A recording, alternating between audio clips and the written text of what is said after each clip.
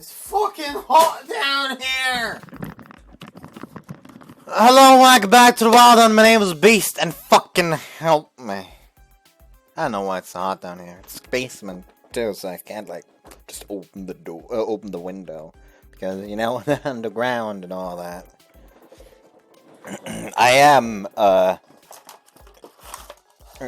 am those who slither under the surface. I don't fucking know what joke to make it.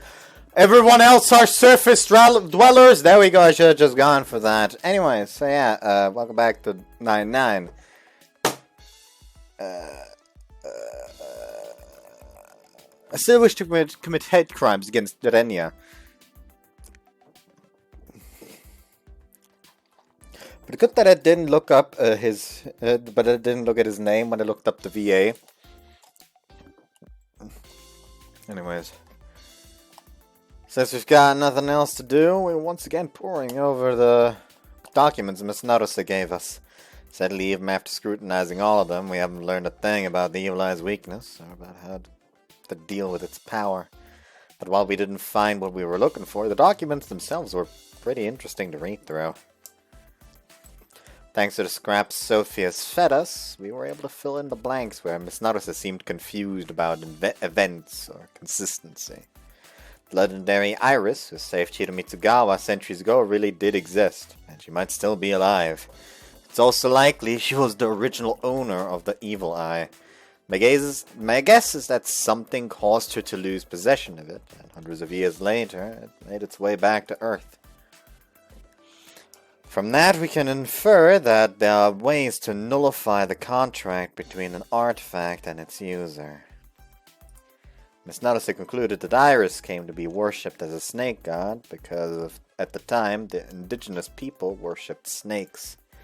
Apparently, Chiro Mitsugawa's original residents believed snakes had the power to control water. Considering that similar spirit worship is prevalent all across Japan, that would make sense. Hence why Iris, a resident of another world who possessed superpowers, became the Great White Serpent. The land on which the shrine was built was previously a sacred site. Once upon a time, the story goes, people who wandered into that area were whisked away to the underworld, never to return. According to Miss Narusa's documents, people often did go missing from this particular area, so she suspects the rumor started as a means of keeping folk away from danger. However, I think there's a different reason. I guess it's that this place is where it's easiest to link our world to Sophie's. Which is why when disaster struck centuries ago, Iris gave Miss Narusa's ancestors the sacred relic as a way of keeping the gate firmly closed and preventing any future problems. The relic succeeded in keeping the worlds separate, but now that it's been broken, they are linked again. I guess history is doomed to repeat itself. To be honest, while I've been going with the flow and just accepting things as they happen, my logical side has been a little skeptical about whether any of this is real. Perhaps because my own powers have manifested themselves. But after reading through these historical records, my lingering doubts have vanished. That said, knowing that this isn't some grand hallucination won't bring me any closer to solving the case.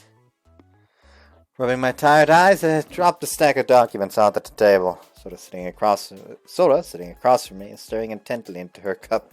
何してんだ?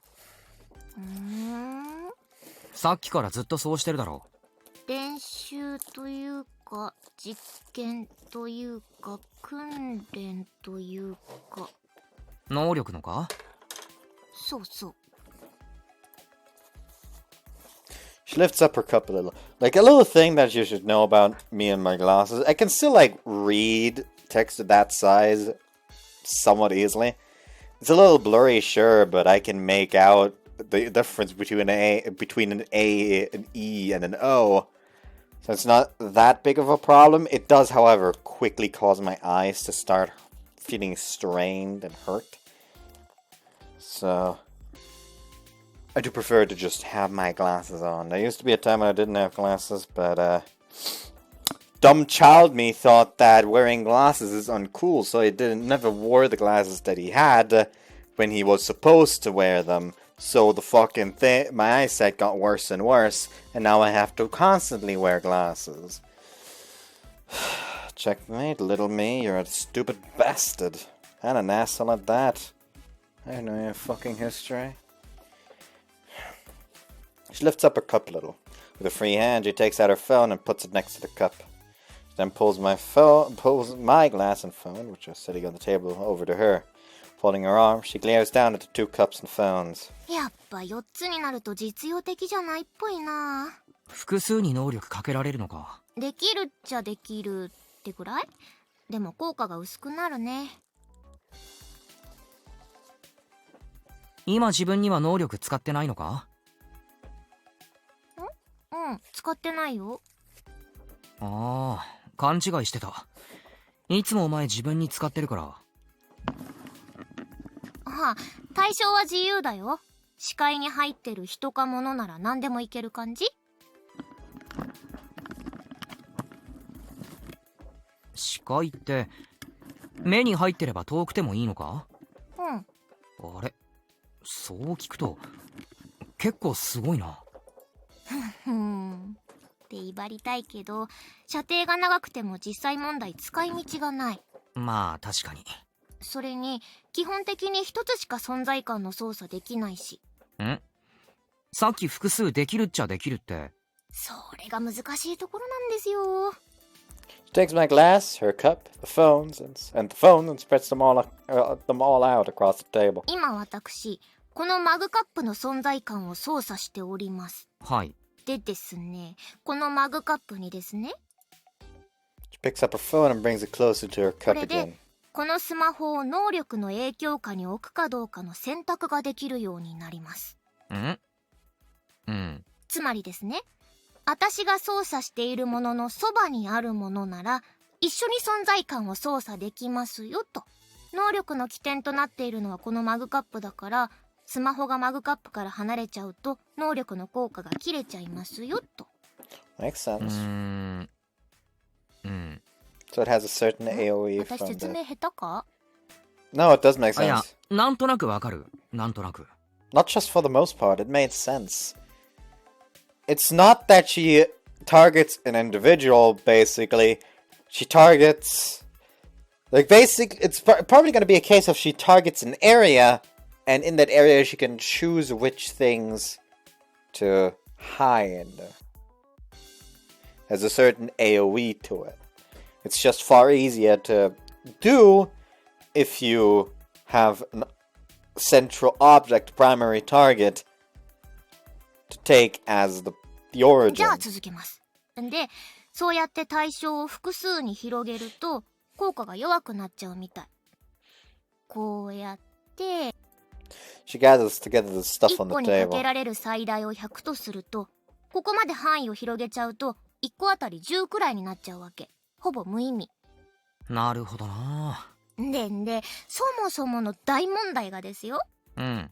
ニーニー、普通に見えてるよね。まあ、うん。それですよ。そもそも最大の100でも弱い。お父さんとお母さん相手なら騙せるんだけどな。ニーニーには効かないんだよな。フードのあいつにも見破られたな。そう、それ！どうにかできないかなってずっと実験してるんだけど、このままじゃ私の存在意義って。Sort of flops backward onto the floor. I mean, it's not like I'm contributing much myself. Well, leaving that aside, I remember Sophie did mention something about impotence before. I guess if you have a lot of that, so those powers won't work.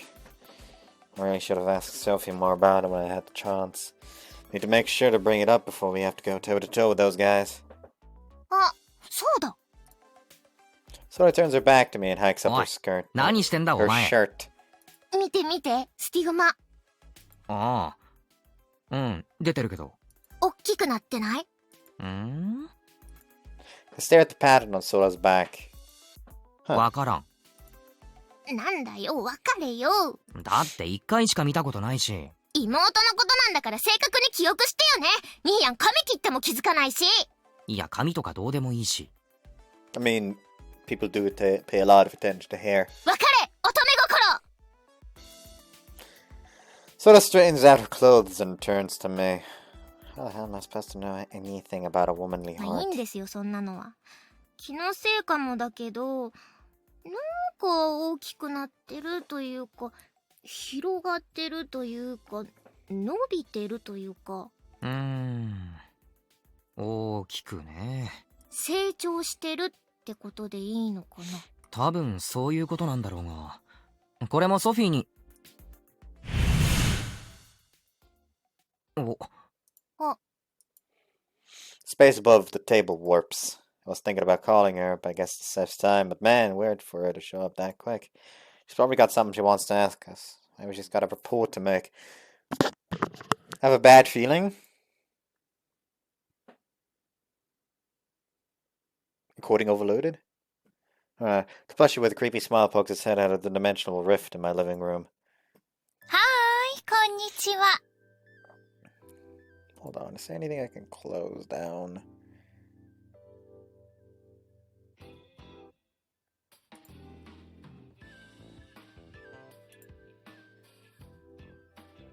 Just randomly close some of these.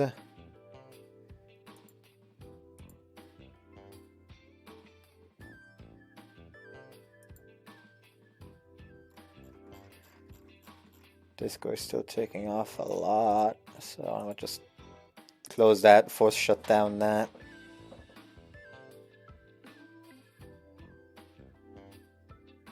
And just log in again afterwards.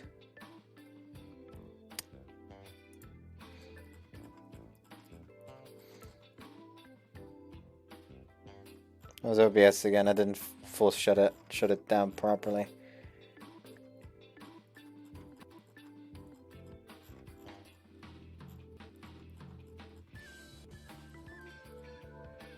Oh, I did? It's not showing up here anymore. So it seems to be fine. The music seems to be lagging out too.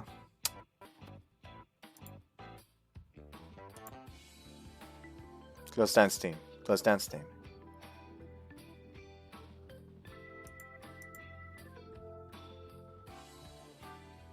Like something is doing some serious punishment to my PC.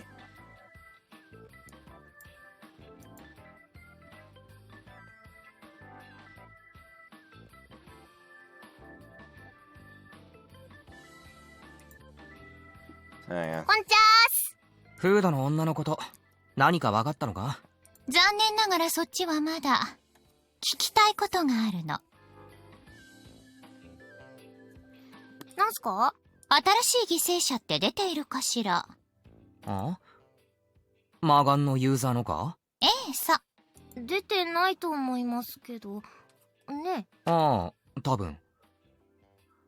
まさか俺たちが知らないだけで出たのか？出たのかどうか聞いているのはこっち。調べてくれる？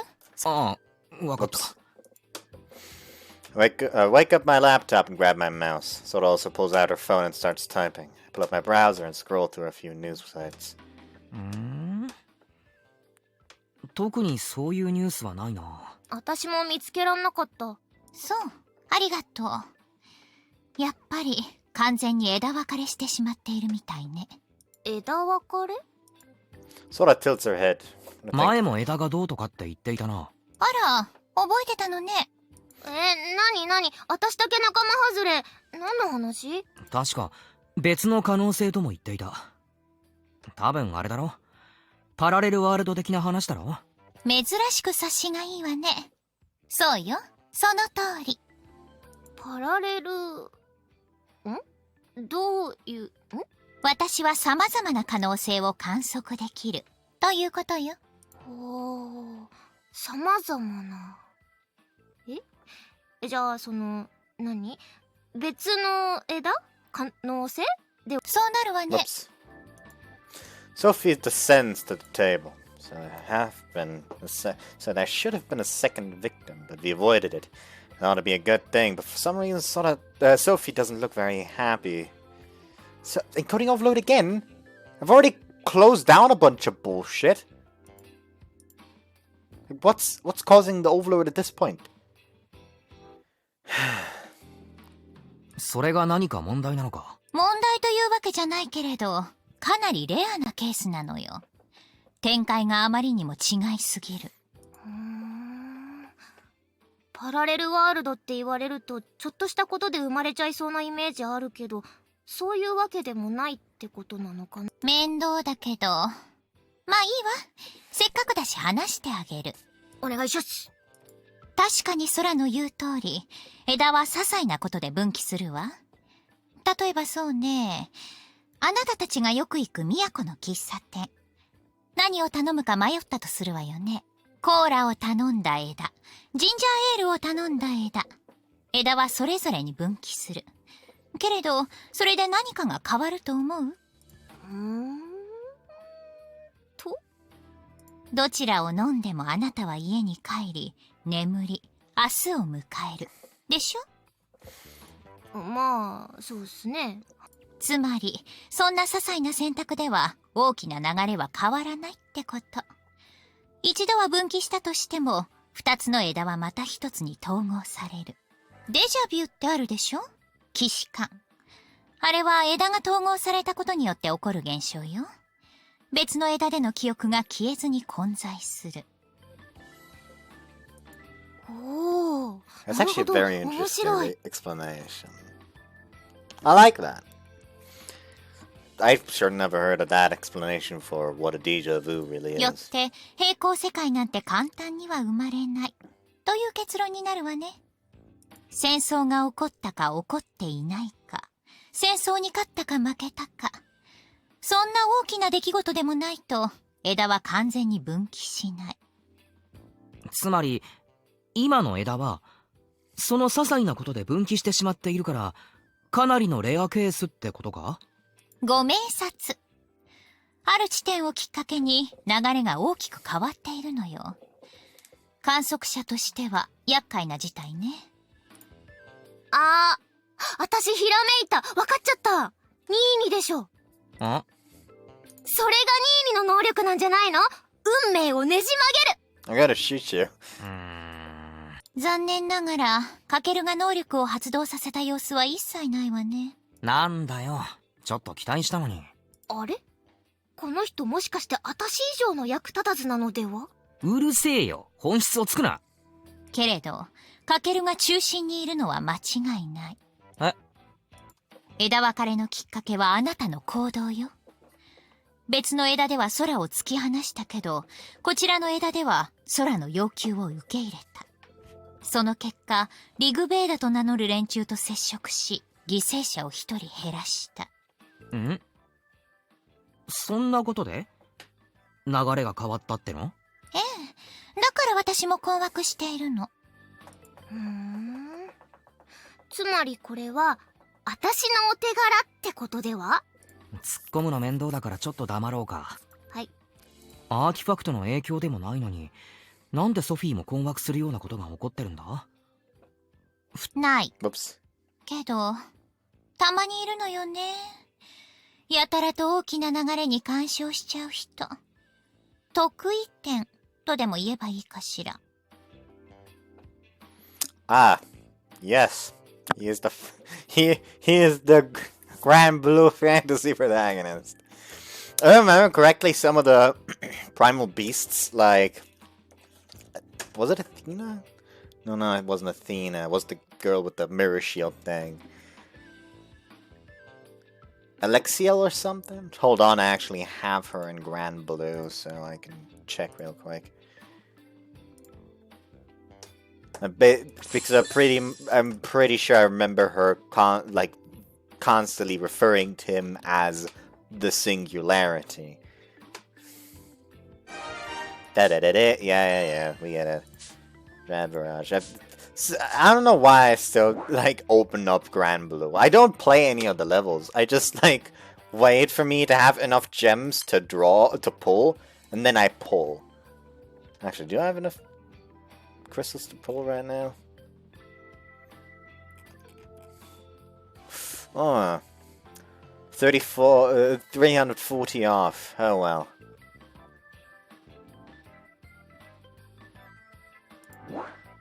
Anyways, inventory. Characters. Filter. Give me them primal beasts. There she is. Alexiel. Yeah, Alexiel.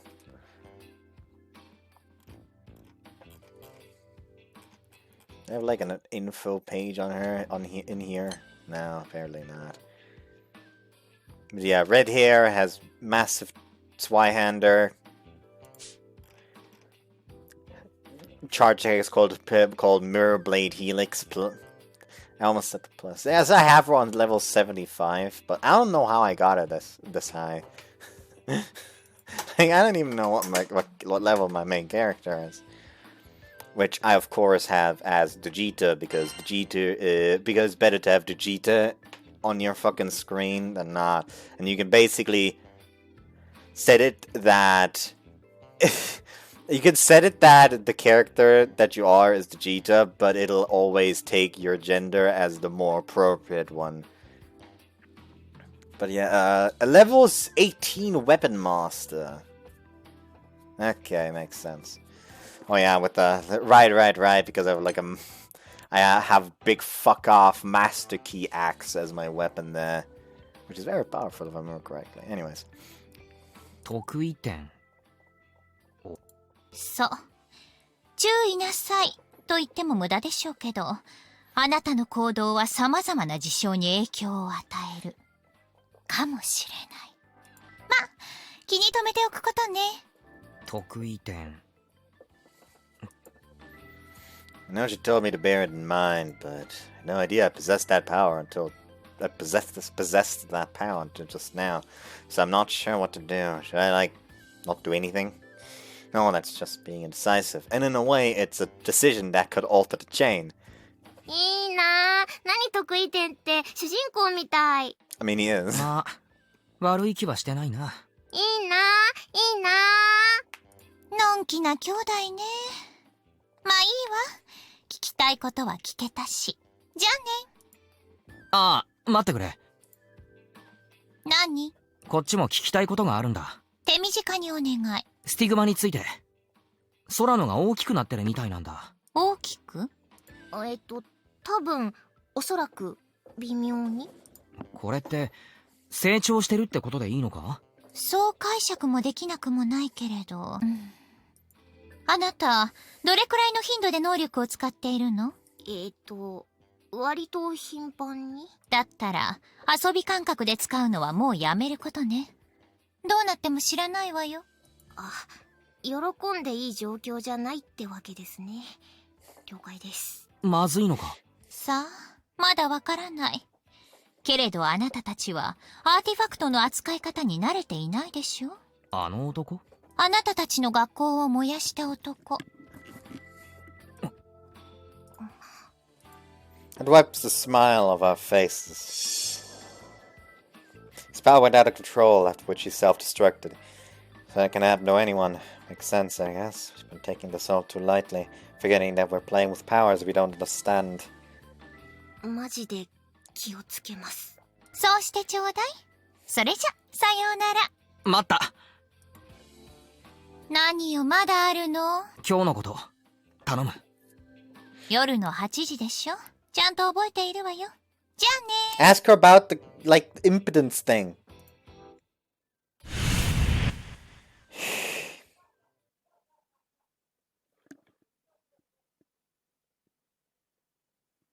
Why did I just hear my brother laugh like some madman?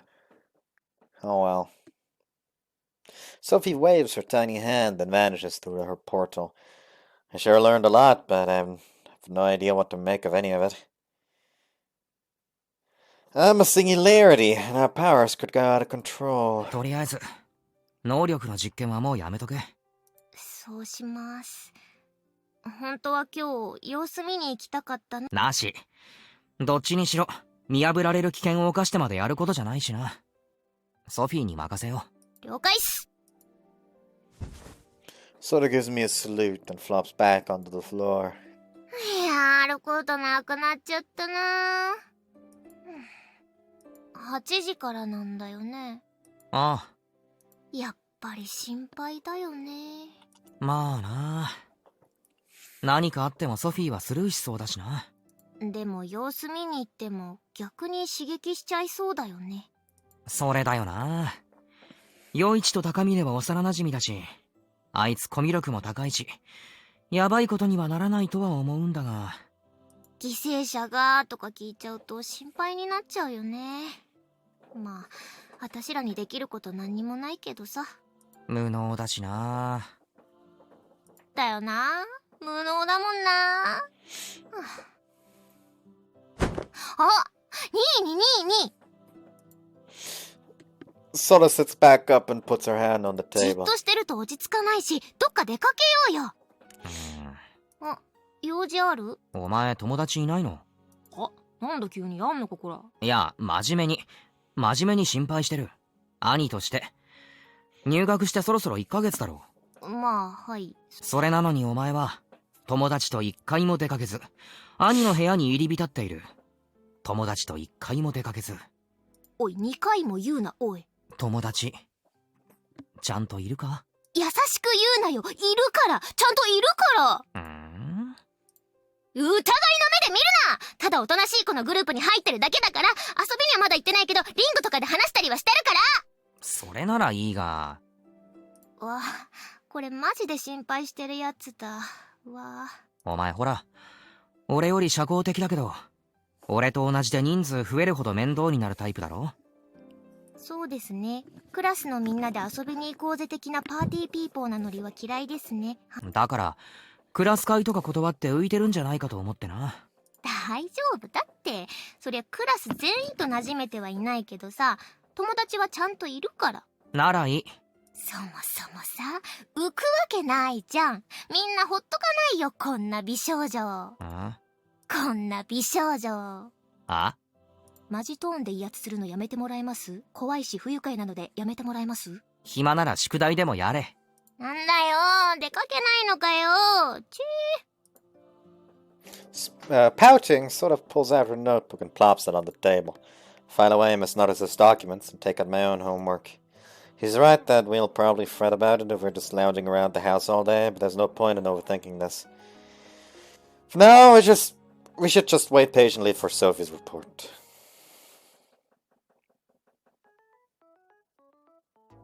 Later, Sora and I head to the area around the station for dinner. It's currently 8:30 p.m. A bit late to be going out for dinner, but we just weren't hungry until now. Both of us are secretly hoping we might run into Yuichi's group somewhere. It'd be too obvious if we went to the shrine, so instead we're wandering around the city, hoping to accidentally run into them. At the very least, they won't be suspicious of us this way. Not that either of us expects to actually find them. It's just our way of convincing ourselves we're doing something useful. You know, our plan is as half-assed as they come, but we only wandered for a little while before deciding to get dinner. We both keep our eyes peeled while we walk toward the station. 何食べる？お前が食べたいのでいいよ。じゃあ、ここら辺ってナインボールとファミレスとカレー屋さん以外に何あるの？ラーメン屋とか。ラーメンいいな。みやこ先輩って今日バイト？いや、多分違うはず。なんだそっか。そろそろバイト終わる時間なら一緒にどっかなーって思ったんだけど。夕方くらいにメッセージ来た。陽一のこと心配してたな。なんだよ、私には来てないぞ。二人でこそこそイチャつきやがって。アホか。アホって言った方がアホなんです。で何？ラーメン？どうしよう。とりあえず駅前ブラブラしながら考えたいところですね。へいへい。We pick up our pace and hurry to the station. We're here. I don't see Yuichi anyway. He did say he wanted to take everyone to get tea or something, but there's no guarantee he went to one of the station cafes. I knew this was a waste of time. 先輩からの実況もなくなっちゃったしな。Sora looks forlornly down at her phone. 実況？私もね、はるか先輩からメッセージ来てたんだよね。でも、そろそろ神社に着きますってメッセージの後、何も来なくなっちゃった。それいつ？私たちが出かける直前くらい人格交代してるっぽいな。かも。普通にスマホいじれないだけな気もするけど。いや、余一はグイグイ行くタイプだからな。高坂先輩絶対テンパる。あ、じゃあ交代してるっすね。今も神社にいるのか、もうどっかの店に移動してるのか。ま、偶然に期待してても仕方ないな。実際出くわしちゃったら気まずいよね。さっさとお店入ろっか。ラーメン？ラーメン！あっさりとこってり。今はあっさりの気分。じゃあ駅裏にいい店が。かけるじゃん。お、 Cheerful voice comes from up ahead, though both Sora and I were hoping that this would happen. Now that it has, we both stiffen up. Neither of us really believed Yoichi would show up here. He's together with Kosaka Takamine, the girl ghost. Looks like Olorik Veda's here. やっほー。何してんの？彼女？違う、妹。飯食いに来たんだ。おお、そうなんだ。こんばんは。かけるくんの大親友の陽一です。あ、はい、こんばんは、空です。奇遇ですわね、かける様。ああ、どうも。Yoichi's just sitting there like, what? Oh yeah, something that we've discovered in Bosco. Like, one of the people in Bosco server is currently playing Musicus. And there's one character which appeared, which looked like a female character. The surprise is going to be later on that it's not. But it was introduced as a female character, and the female character started speaking, yet the guy was sitting there was just like... Yoichi? Oh yeah. He couldn't prove it because Musicus's voice acting cast was never, like, publicized for some fucking reason. So people don't know who the actual voice actors are in that game. But it just sounded like Yoichi. And so he shared it with the rest, and like, everyone just unanimously like, yeah? Yeah, it's Yoichi! What the fuck? So yeah. And later on, turns out it's a guy. Anyways. 様？知り合いとか以前に。様？何？どういう関係？いや、別に。将来を誓い合った仲ですの。いや、違う。そんなんじゃない。先輩、ややこしくなるんで。Senpai giggles flirtatiously. Behind her, Ghost is chewing her gum with an irritated look on her face, while Takamine looks positively furious. ヨイチ、彼らとの立ち話はまたにしてくれ。今後のことを話し合いたい。ああ、はいはい。今後ね、今後。Yoichi gives me a rueful smile. From the look of it, he's kept the lie up so far. At least he seems pretty chill. I think it's safe to assume he's in the じゃあ clear. な。じゃあね。名残惜しいですが、またお会いいたしましょう。ごきげんよう、かける様。ソラさんも。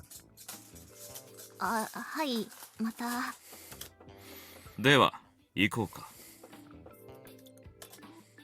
Takamine and the others saunter away. However, Ghost remains where she is. She blows a large bubble and pops it. レイヤ。本名で呼ばないでくれと何度も言っているだろ。俺はいい。お前らだけで行け。何？どうせ外れだ。お前らに任せる。俺は本物にしか興味がない。She's smart! It's bad! She gives us a piercing glare from under her hood. Don't tell me she's planning on fighting here. We're in public. そうか。では、我々だけで行くとしよう。なんで？あの子来ないの？そのようだ。行くぞ。仕方ないか。はーい。どうしたエンプレス。私も遠慮いたしますわ。じゃあ、レンヤと二人きり？勝手にしろ。行くぞ、ヨイチ。いや、男二人って、今日の趣旨が、Despite his disappointment, Yoichi hurries after Takamine. The dimwits are fake, she said. It seems Ghost saw through Yuichi's lie. But the fact that she chose to remain here means that he's still safe. In a way, that means I've achieved my original goal. The problem is, what do we do now? The two of us have no way of fighting back. A shiver runs down my spine. Apparently oblivious to the tense atmosphere, Kozuka casually walks away from Ghost and steps up to my side. Ghost clicks her tongue in irritation. てめえどういうつもりだ。あの方とおしゃべりするよりかける様とご一緒した方が楽しそうだったので She wraps herself around my arm with a bewitching smile. Despite the fear laced through my heart, I can't help but get a little flustered when her breasts push up against me. However, I don't shove her away. Not because it feels nice, but because I can tell Kozuka is trying to protect us. There's no time to be shy. Playing along with her is our best way out of this. 場所を移しませんかかける様そうっすね。じゃあ、行きますか。情けねえな、女に守られて。安い挑発には乗らねえぞ。はっ、だっせえな。少しは男らしいところ見せろよ。あのチビ使って俺たちを探るつもりだったんだろ。正面から来いよ、耳っちい野郎だ。なんとでも言え。お前らみたいに好戦的じゃないんだよ。そうかい。まあそう警戒すんなよ。こんな場所で力を使うほど俺もうかつじゃないんでね。Her voice also sounds familiar. Again, I don't want to look up VAs because I feel like I'm accidentally going to stumble upon the actual names. But hey, you know, I could just go ahead and look here and then just close off this side until we're here and then just Kotori Yuka. Oh, in Majikoi. Otomo. Intriguing. And, yeah, the role fits so fucking well. She's Azusa from Tsuchido-san no Junai Road. That's where I heard it. Like, the fucking, like, the way she's voicing it also fits so fucking well. Okay, I just noticed that this voice actor voice acts two characters who have the family name Inui, namely Inui Azusa and Inui Saki in Aokana. Oh, and she's also Korona in A Star Full of Skies and Wakana. So yeah, I thought it sounded familiar. That's why. Anyways. あらあなたにそんな理性があったとは驚きですわ。ぶつかった殿方に力を使おうとして司令官に止められたのはいつのことでしたかしら。信用ねえな。まあいいさ。俺もお前のことなんざ信用しちゃいない。 Ghost pulls her hand out of her pocket and places it on her chest. The back of her hand flashes brightly for a moment. Her stigma. I instantly lean back. A missile filled with malice flies just above my eyes, parting my bangs. You little. 挨拶代わりだ。せいぜい気をつけるんだな。 However, that does hint that she's potentially not the evil eye user. Seems to, like, based on what happened, she had her hand in her pocket and pulled it out and something shot then. It's either some kind of weird energy blasts or some strange acceleration power. So maybe she has, like, little projectiles, like, I don't know, rubber, or, like, erasers or something. So she just, like, with her power, accelerates and then lets go, causing him to dart forth like a bullet. Ghost sticks her hand back into her pocket and 人の grins. 忠告は聞くもんだぜ。お兄ちゃん。 Ghost pulls her hood down over her eyes. turns her back to us and walks off. Whatever power she has, it wasn't the evil eye. Does that mean she's not the culprit? Or was that just a trick to make us think she's not? かける様、大事ありませんか？大丈夫です。No worry. He fucking matrixed it. I smooth down my bangs and nod. The way she's pressed up against me is a little embarrassing, so I gently disentangle my arm from her. 釣れませんわね。いや、すみません。助かりました。お礼を言われるようなことなど何も。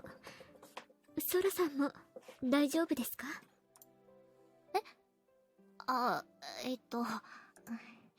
ごめんお兄ちゃん。私、何も。別に謝ることじゃないだろ。I reach out to Sora and pat her head. She's trembling. Confronting Ghost must still be a frightening experience for her. Kozaka smiles at us for a few seconds, but then her expression suddenly grows serious. どうかお気をつけくださいまし。あの方はあのようにとても粗暴なので。はい。忠告ありがとうございます。いいえ。今からお二人でお食事でしたかしら。はい。よかったらお礼におごります。まあぜひとご一緒したいところではありますが、今回は遠慮いたしますわ。そうですか。わかりました。では私は。そうでした。はい。ゴールデンウィークに予定通りオフ会を行うようですわ。しかし参加者はサイトの常連ばかり。おそらく本物はいないでしょうね。情報ありがとうございます。ただの世間話ですわ。では。Ta-ta! Seppa takes her skirt hem in her fingers, curtsies, and elegantly walks off in the direction Takamine left.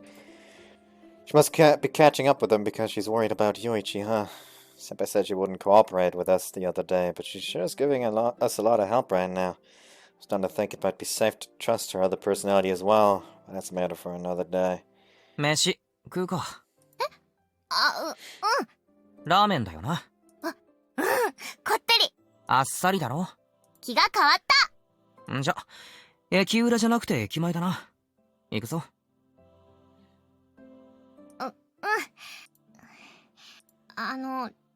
ニーニー。次は頑張るから。ほどほどに頑張ろうぜ。お互い。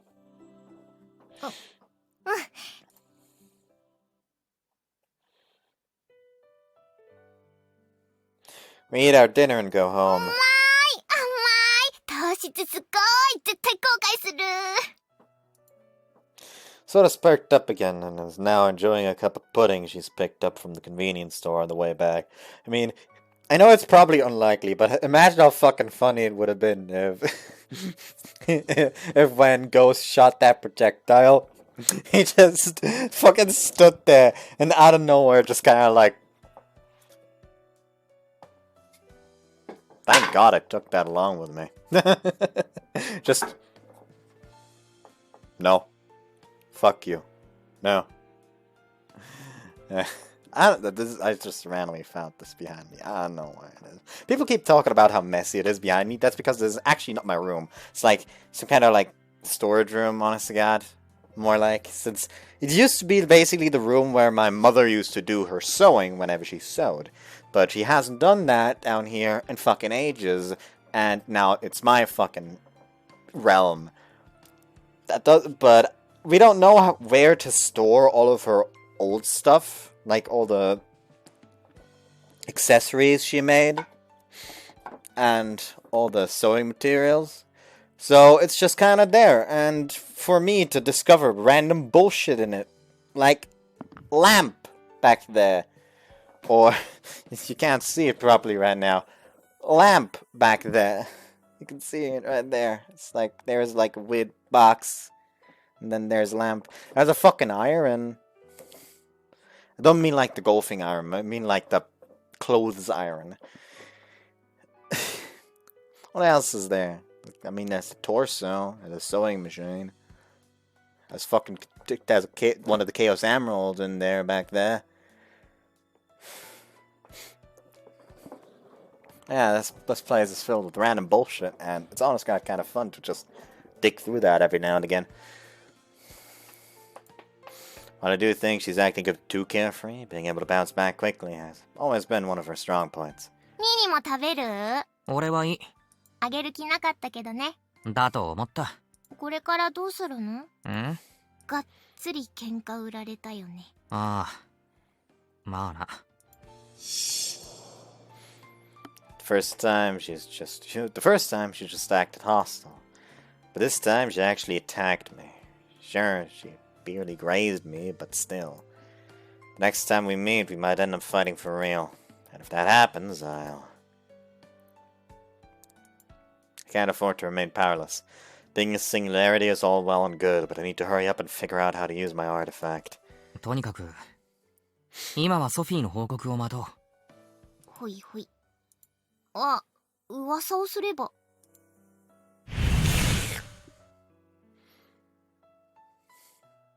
The air above my table warps. Sophie peers from the rift, looking unhappy. 一触即発だったじゃない。不用心ね。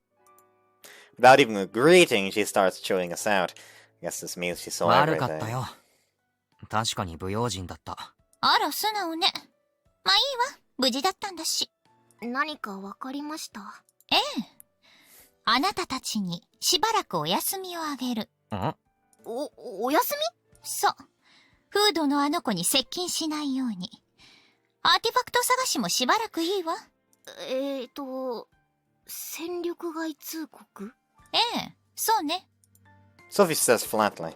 While I realize we're out of our depth, it still stings to be told that. 反論しないところを見ると、客観的に自分の力量を測れているようね。あいつ、少なくとも攻撃的な力を持ってるだろ。俺たちにはないし、防御もできない。そうね。それにあの子、アーティファクトを複数持っているわ。一人一個じゃないの？いいえ、そんな制限はないわ。じゃあ、まだあいつが魔眼のユーザーである可能性は残っているのか。Uh-huh.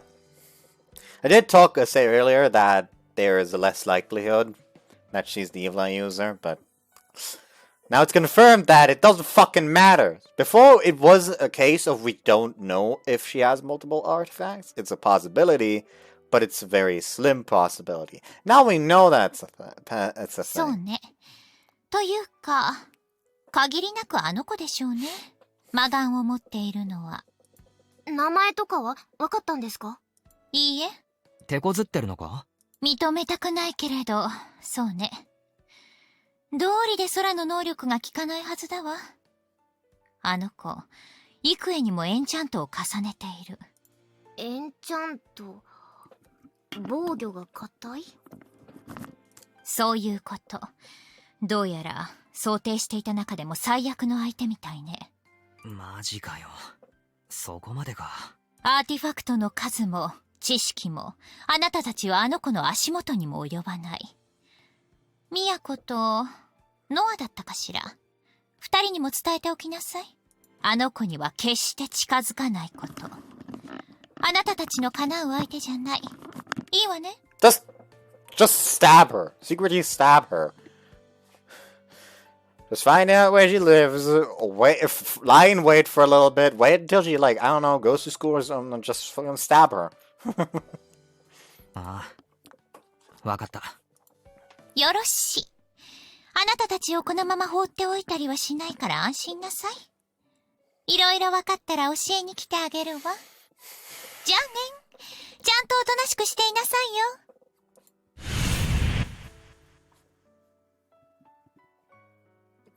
And out to Sophie, and she vanishes. She's utterly beyond us, huh? She has us beaten both firepower and knowledge on how to apply it. But what interests me is where did she get that knowledge? Did her multiple artifacts teach her more than a single one would? Or ゴーストもソフィーと同じ異世界人。それか、異世界人の協力者がいるのかもな。俺たちのように。しかも能力を複数持ってるんだよね。ああ、複数のアーティファクトに認められる素質。完全にやべえやつじゃん。ラスボスクラスのやべえやつじゃん。うわ、超シリアス顔。大丈夫だって、ニーヤンには運命をねじ曲げる力があるわけだし。ああ、いや、お前をどうするべきか考えてた。何？どうするべきかって。あんまりここにいない方がいいかもな。何それ？今日はいいけど、明日は家に帰れ。あいつの活動圏内にいない方がいい。なんだよ、そうやってみやこ先輩と二人きりになるつもりだな。真面目に言ってんだ。おお、なんだよ、怖い顔して。そら。わかった。Sora reluctantly nods. She doesn't look happy about it, but I think she'll うちに listen. 夜くらいはいいが、これからは明るいうちに帰ること。いいな。わかった。よし。になんだ？みやこ先輩とはるか先輩連れ込むなよ。アホか。そんなことするか。腕組まれてデレデレしてたくせに。してねえっつーの。全然振りほどかなかったじゃん。いや、だって。なあ。なんだよ。あの人、超胸でかいな。この野郎、むっつりかこのだから、でかい声出すな。近所迷惑だから。あ、はい、すいません。さっさとプリン食っちまえ。はい。She picks up her spoon and starts eating. Now then, what should I do? First things first, I need to warn Kujo and Yuki.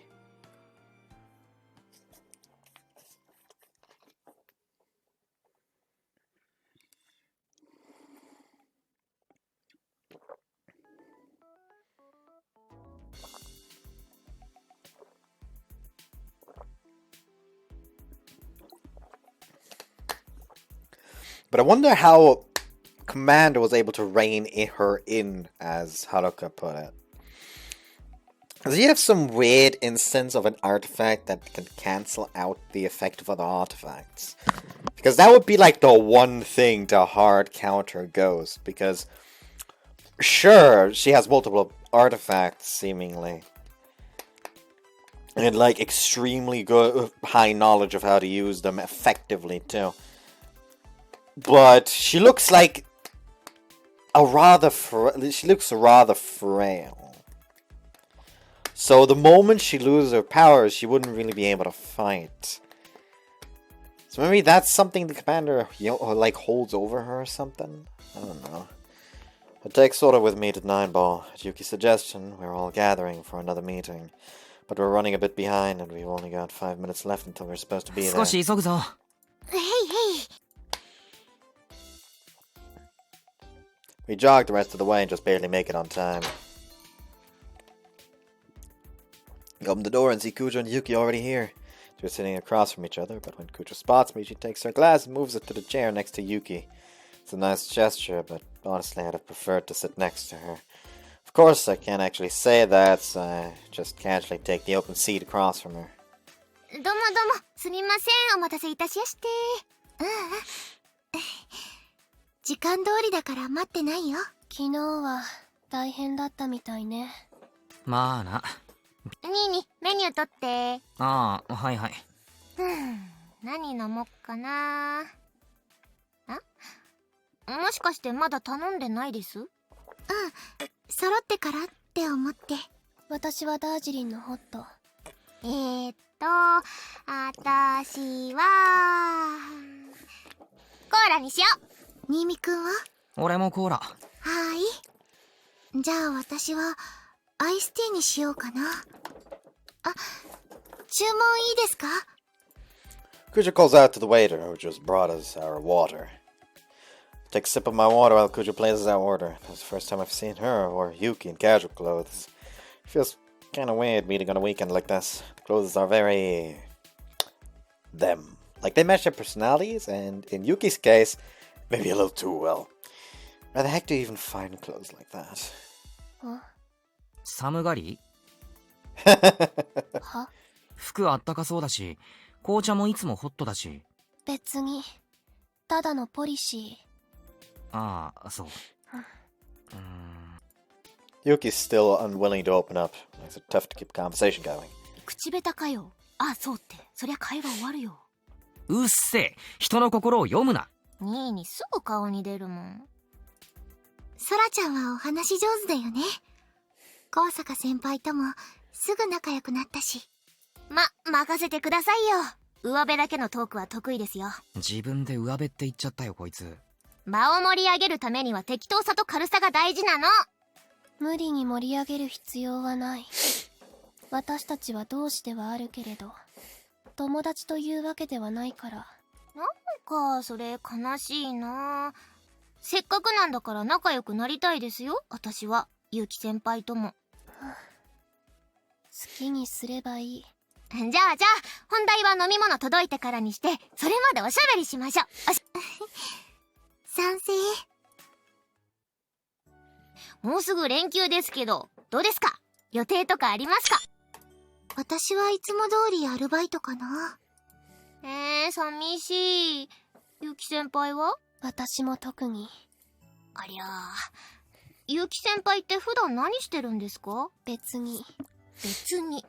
ほう、なるほど。ご趣味は？特に。特に。あ、好物は甘いもの？パフェ限定です？そういうわけじゃない。へえ、そういうわけじゃ。へえ、そうか。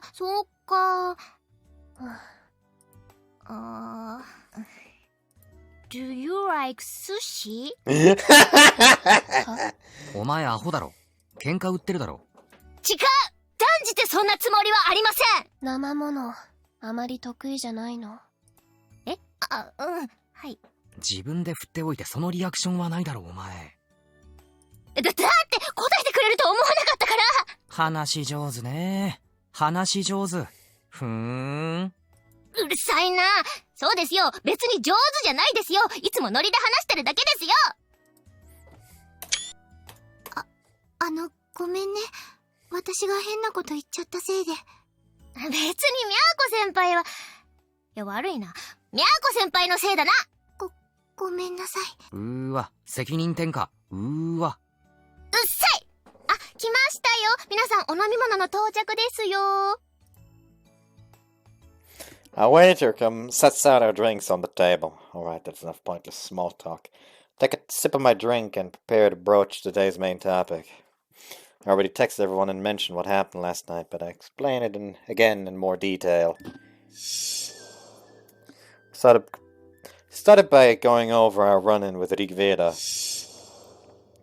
Then I talk about how the girl in the hood, Ghost, attacked us.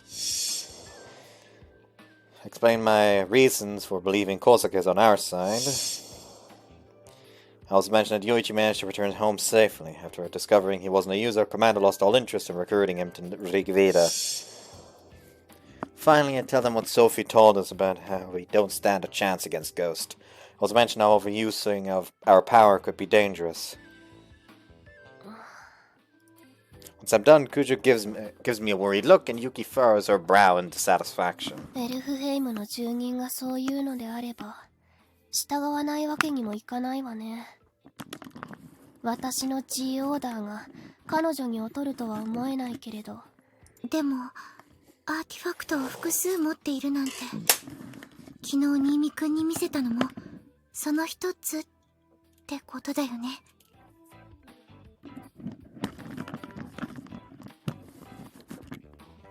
だろうな。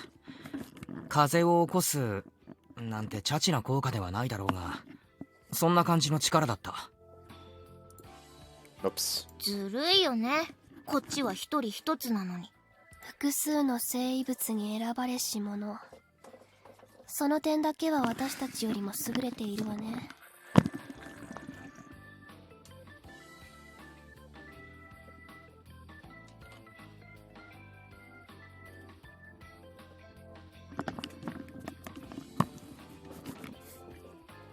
みゃーこ先輩の力で一つ奪えたとしても、まだ他の力があるんでしょ？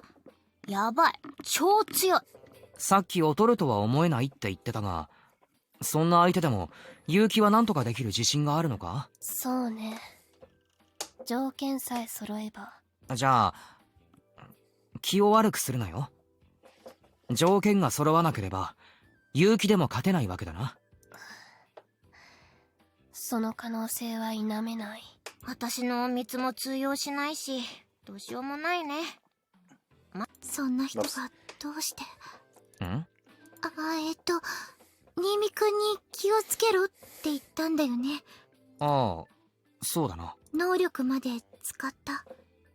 それって脅しだよね。そういうことだろうな。どうしてそんなに強い人が脅しなんてするんだろう。目障りだからでしょ、私たちが。それが不思議なんです。ある意味宣戦布告もしてしまいましたけど、私たちがしたことってそれだけです。リグベーダの人たちを妨害する明確な行動を私たちはまだ取っていない。目障りに思う理由が見当たらないな。確かにそうだな。俺たちは奴らにとって全く脅威じゃない。そうなの。でもわざわざ新見くんを脅したってことは警戒しているってことだよね。用心深いってことなんかな。脅威じゃなかろうが釘は刺しておく。人を殺してるかもしれないんだもんね。異常なくらい用心深くて当然なのかな。いえ、それだけではないかもしれない。 Yuki mutters quietly. You all turn to her and she takes a long sip of tea before エルフ continuing. ヘイムの住人によれば、別の世界線で発生した石化事件がこちらの世界線では起こらなかった。ああ、ソフィーはそう言っていた。つまり犯人が犯行を思いとどまる何かがあったということ。それは私たちは知らず知らずのうちに犯人の抑止力として機能しているのではないかしら。抑止力。でも私たちは何も。そう、何もなせていない。しかし何かをなしていた。そうして無自覚の抑止力となっていた。何か、なんだろう。それはわからない。けれどもしかしたら私たちはすでにあと一歩のところまで犯人に迫っているのかもしれない。だからこそリグベーダは警戒している。あと一歩を詰められないように。あと一歩。それってつまり。ええ、犯人は私たちのとても身近にいる存在かもしれない。身近。Kuja's expression stiffens. We initially assumed the culprit was another student. When we faced off against Ghost, we at least confirmed that she's around our age. Naturally, we've considered the possibility that she goes to our school. But Yuki's choice of words is a potent reminder. Our enemy might be right under our noses. We just haven't realized it. クラスメイトとか？あり得る。あるいは自宅が近い、通学で同じ電車に乗り合わせる、そんな薄い接点かもしれない。何にせよ敵が警戒せざるを得ないアドバンテージをこちらは持っているかもしれない。それが何か分かれば一気に優位に立てるが。なんだろう。何か見落としてるのかな。もっとも彼が言うようにただ用心深いだけなのかもしれない。けれど気に留めておいてもいいはず。そうですね。注意深く毎日を過ごせば思わぬ発見があるのかも。まあでもニーヤンだよね。あ？何が？私が捕まった時も夜道に気をつけろとか言ってたじゃん。ああ、言ってたな。ってお前あれ聞こえてたのか？うん。でさ、今回もニーヤンに攻撃してきたじゃん。毎回ニーヤンだよね。あのゴーストって人が噛みつくの。確かにそうだな。あなたに警戒心を抱く女生徒に心当たりは？いや、ないな。俺女友達ほとんどいないし。みやこ先輩は？ニーニって噂になったりしないの？女子の間で。噂。ないだろ、そんなの。うん、え、あるの？私じゃないよ。私はそう思ってないんだけど、ちょっと近寄りづらいね、みたいな話は。ああ、そういう系統の。なんだ、期待したのか？うるせえな、したよ。何急にキレてんのこの人。怖い。そしてキモい。ごめんなさい。別に嫌われてるとかそういうことじゃなくて、ほら、新見くんあまりクラスの女子と話さないから。全女子から警戒されているというわけね。すみません。兄が地味にへこんでるんで、この話はここまでということで。泣かねえよ、アホか。他には？何です？噛みつかれたという件、2回だけ。ああ、だよね。2回しか会ってないし。だな。なら彼だけにとはまだ言い切れない。母数が少なすぎる。でもあれっすよ、この兄貴得意点っすよ。得意点。Yuki raised an eyebrow. In retrospect, singularity is a pretty chuny word. To be honest, it's embarrassing being called that. いいだろう、ここで言わなくても。いえ、詳しく聞かせてほしい。おう、食い気味に。なんかね、平行世界は簡単には生まれないはずだけど、ニーニだけは例外なんだって。妙に運命に影響を与えて、いろんな平行世界を生み出しちゃうとかなんとか。エルフヘイムの住人がそう言っていたの？はい。ニーニの行動は、そうだ、様々な事象に影響を与えるとか。なんだかすごいね。アーティファクトがそういう力を持っていたってことだよね。いや、違うっす。アーティファクト関係なしに、体質的な感じらしいっす。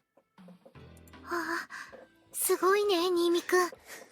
じゃあ、石化事件の被害者が出なかったのも、新見くんの行動が影響したってことだよね。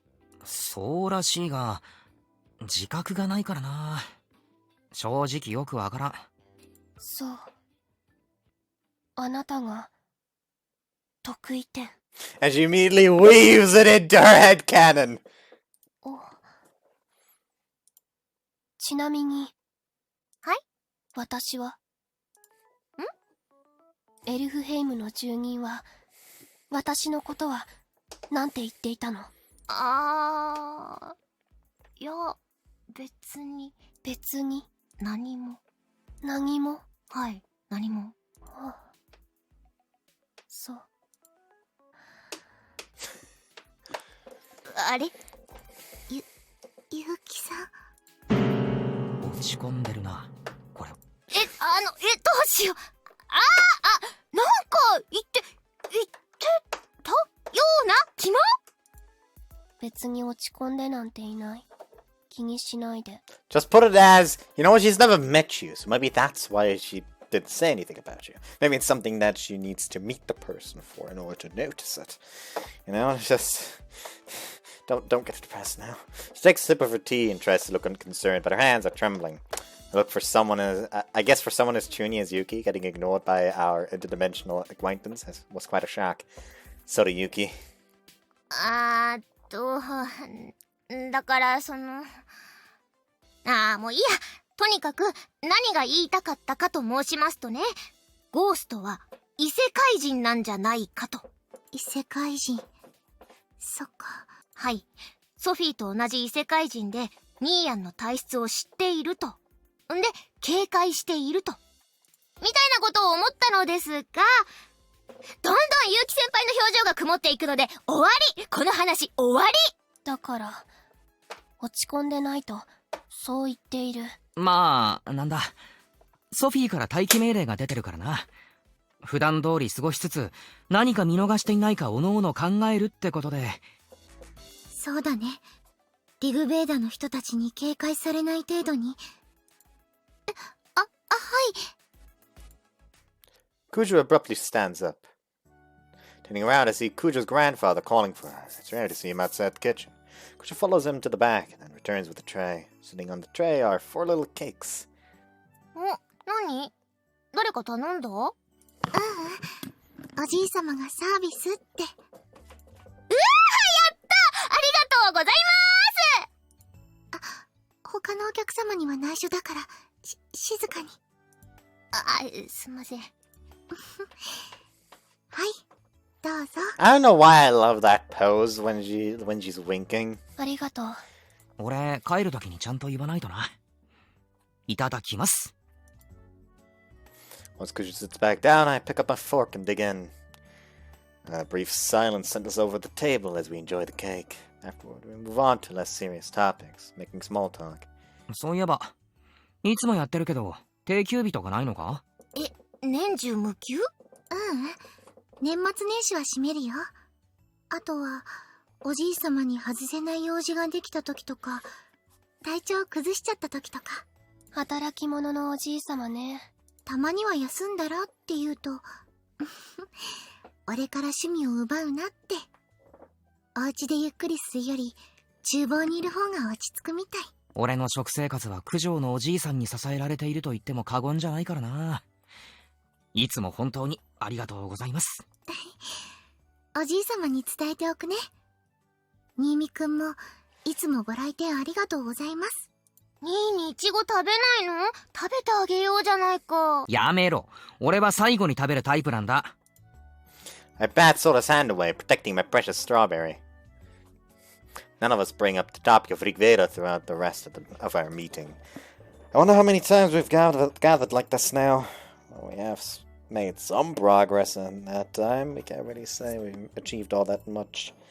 Things have reached a standstill. I wonder if there really is anything I missed that could break this deadlock. I wonder if that ghost girl really is closer to us than we think.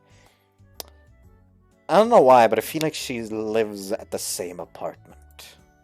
For now, all we can do is wait and see. I'm getting tired of saying that, but I also have no intention of disobeying Sophie. Besides, if I do anything reckless, I might get Soda and the others embroiled into some mess as well.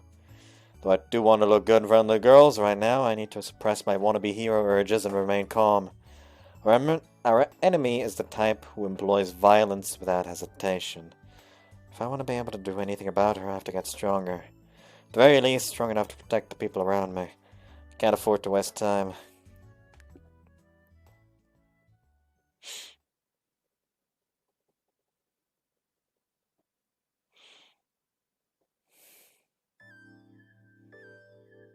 A week has passed since then. This whole time we've obeyed Sophie's instructions to the letter. I went back to my parents' house for the holidays, so that I'd be less likely to run into the girl in the hood. Kujo hasn't left home for anything other than work. I don't quite know what Yuki's been up to, but I'm pretty sure she hasn't been getting into it with Rigveda. Rigveda held their meetup as planned during the Golden Week. However, it seems they failed to find any new allies. All the people who showed up were just regular fans of Mobius Ring, not users. Kozaka told us that herself, and I believe her. What's more, Kozaka says Ghost was a no-show for that meetup.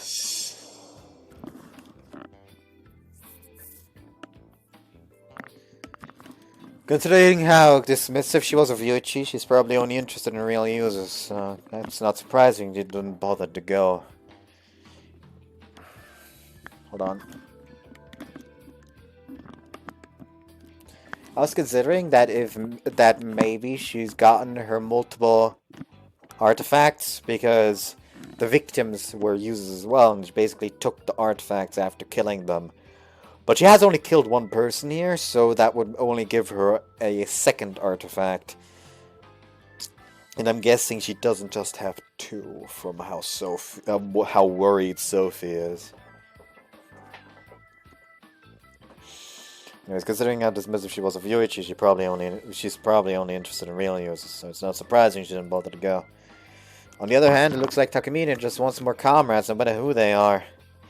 Whether they're a user or doesn't seem to matter, so long as they're into the anime.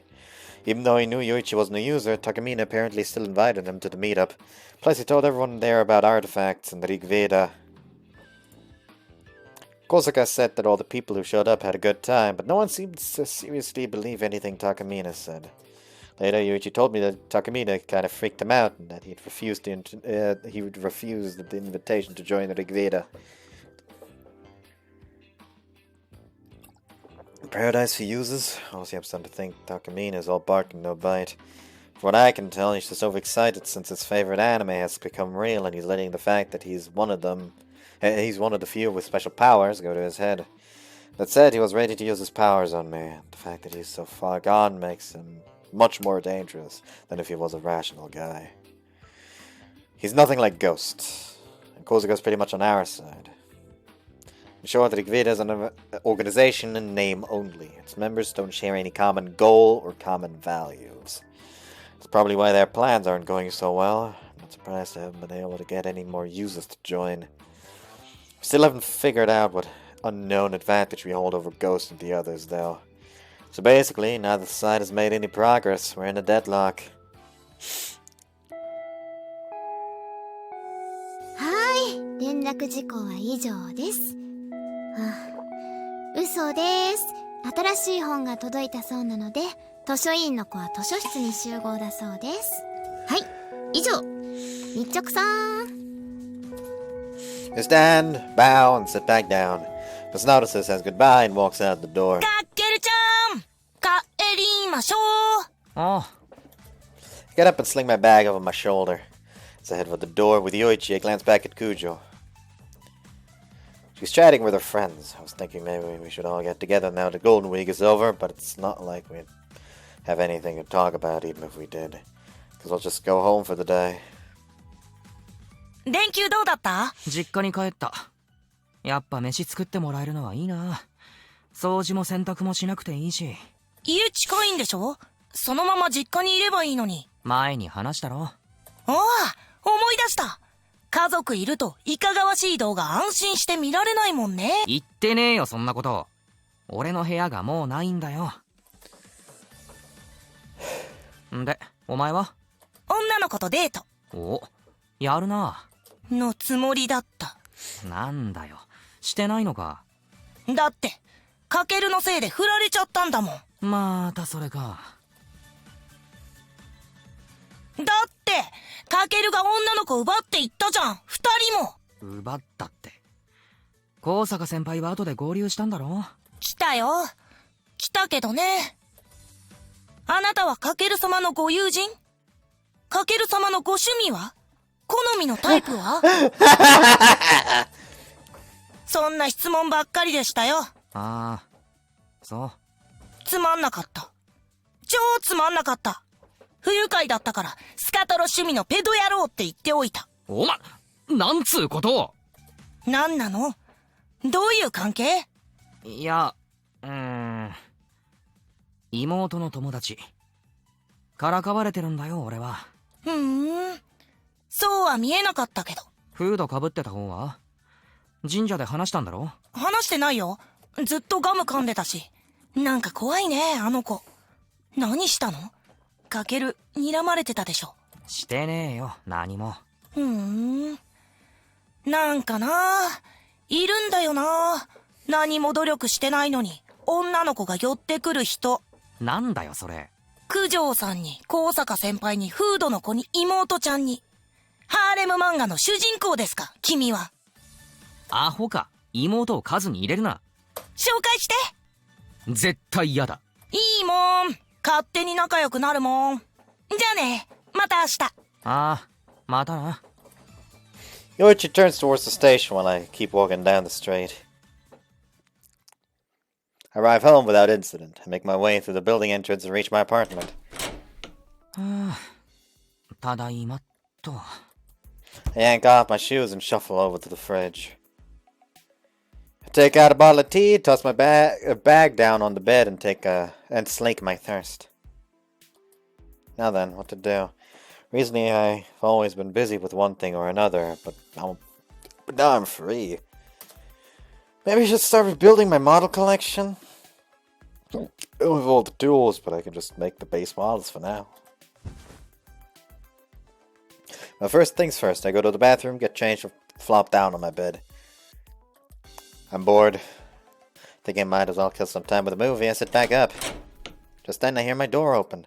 Certain someone leaves the door standing wide open as she saunters into my room. ただいまいや、ただいまじゃねえよ。何普通に来てるんだよ。ー。夜くらいはいいって言ったじゃん。言ったけどさ。今日みやこ先輩がご飯作りに来てくれたりしないの？何も聞いてない。そっか。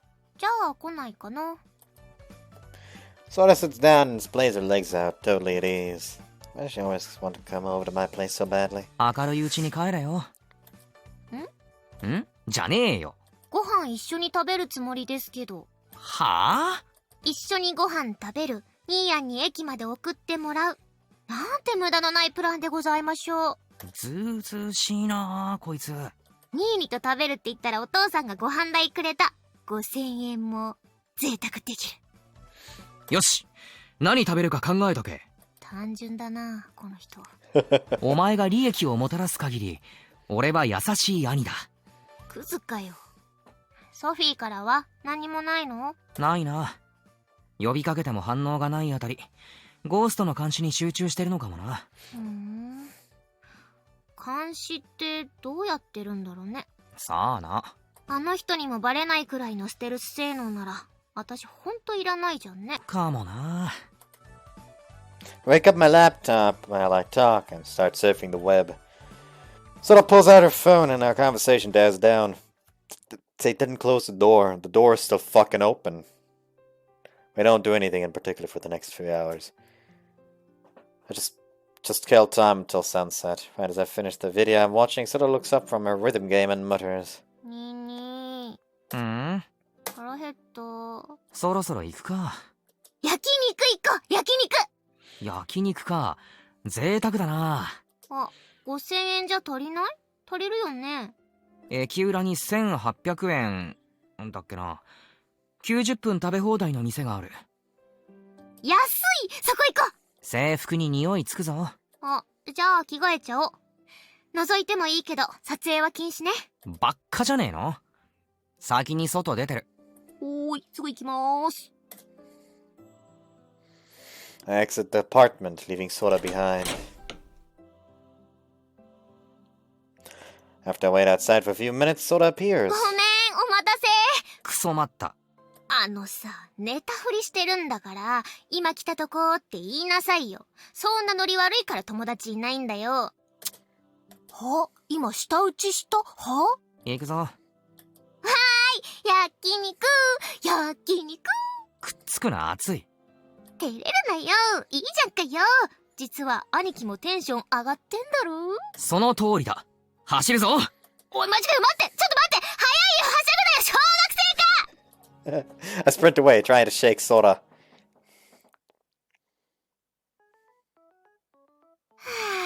ぁ、食った。腹いっぱいだな。でもあれだね、値段相応だったね。十分うまかったけどな。美味しかったけど、この前行った焼肉屋さんみたいにお肉柔らかくなかった。硬かった。いつ？ん？この前っていつ？先月の頭の日曜？みんなで行ったの？おとんとおかんと。まあ、はい。呼べよ。なんで俺抜きでちょっといい焼肉食ってんだよ。呼べよ。いや、わざわざ呼ぶの悪いかなーって。いや、日曜だろ？行くよ。超行くよ。いっつも俺抜きでいいもん食ってんのか、お前ら。あ、着いた。お兄ちゃん、送ってくれてありがとう。 We arrive at the station and Sora cuts the conversation short. Step outside the ticket 気 barrier. をつけて帰れよ。自転車だよな。何が？駅から家まで。行きも帰りもお父さんに送ってもらってるよ。ほんと至れり尽くせりだな、お前。だって可愛い娘に何かあったら大変でしょ？ It is better though. 俺んち来るのそういうことか。おとんの仕事終わるまで時間潰してるのか。そうっすね。父上からもそれを推奨されておりますね。ほんと俺の負担考えてねえな、うちの親は。負担ってなんだよ。こんな可愛い妹と一緒に楽しく過ごせるんだからご褒美でしょうが。お礼言ってもいいくらいですよ。血のつながりがなかったらお前みたいなやつ絶対仕方してるわ。そういうリアルに心に来る発言は控えていただいてもよろしい？ほれ帰れ。ちゃんとおとんに今から電車乗るって連絡しとけよ。分かってます分かってます。ニーにも気をつけなよ。ああ、じゃあな。じゃあね、おやすみ。 See Sora off, then head for home. Along the way, I pull out my phone and check the time. It's just past 8. Since we made full use of our 90 minutes, it's a bit later than when I usually return home. But while the streets are no longer full of office workers going home or students hanging out after club, they're not exactly empty either. We've practically confirmed that Ghost is the user of the Evil Eye, but I doubt she'd make a move until later at night. The first girl who got petrified was attacked on her way home from cram school. I looked up the timetables of all the cram schools in the area, and apparently some of the later ones go on until 10. If that girl stopped by the park for a while, we can assume she killed some time there. But even at the latest, she must have been petrified around 11. Late, but not extremely late. Late at night at the park. That's a dumb idea. But if I just go home, it'll eat at me. There are a few things I want to check out anyway. So change course and head for the park.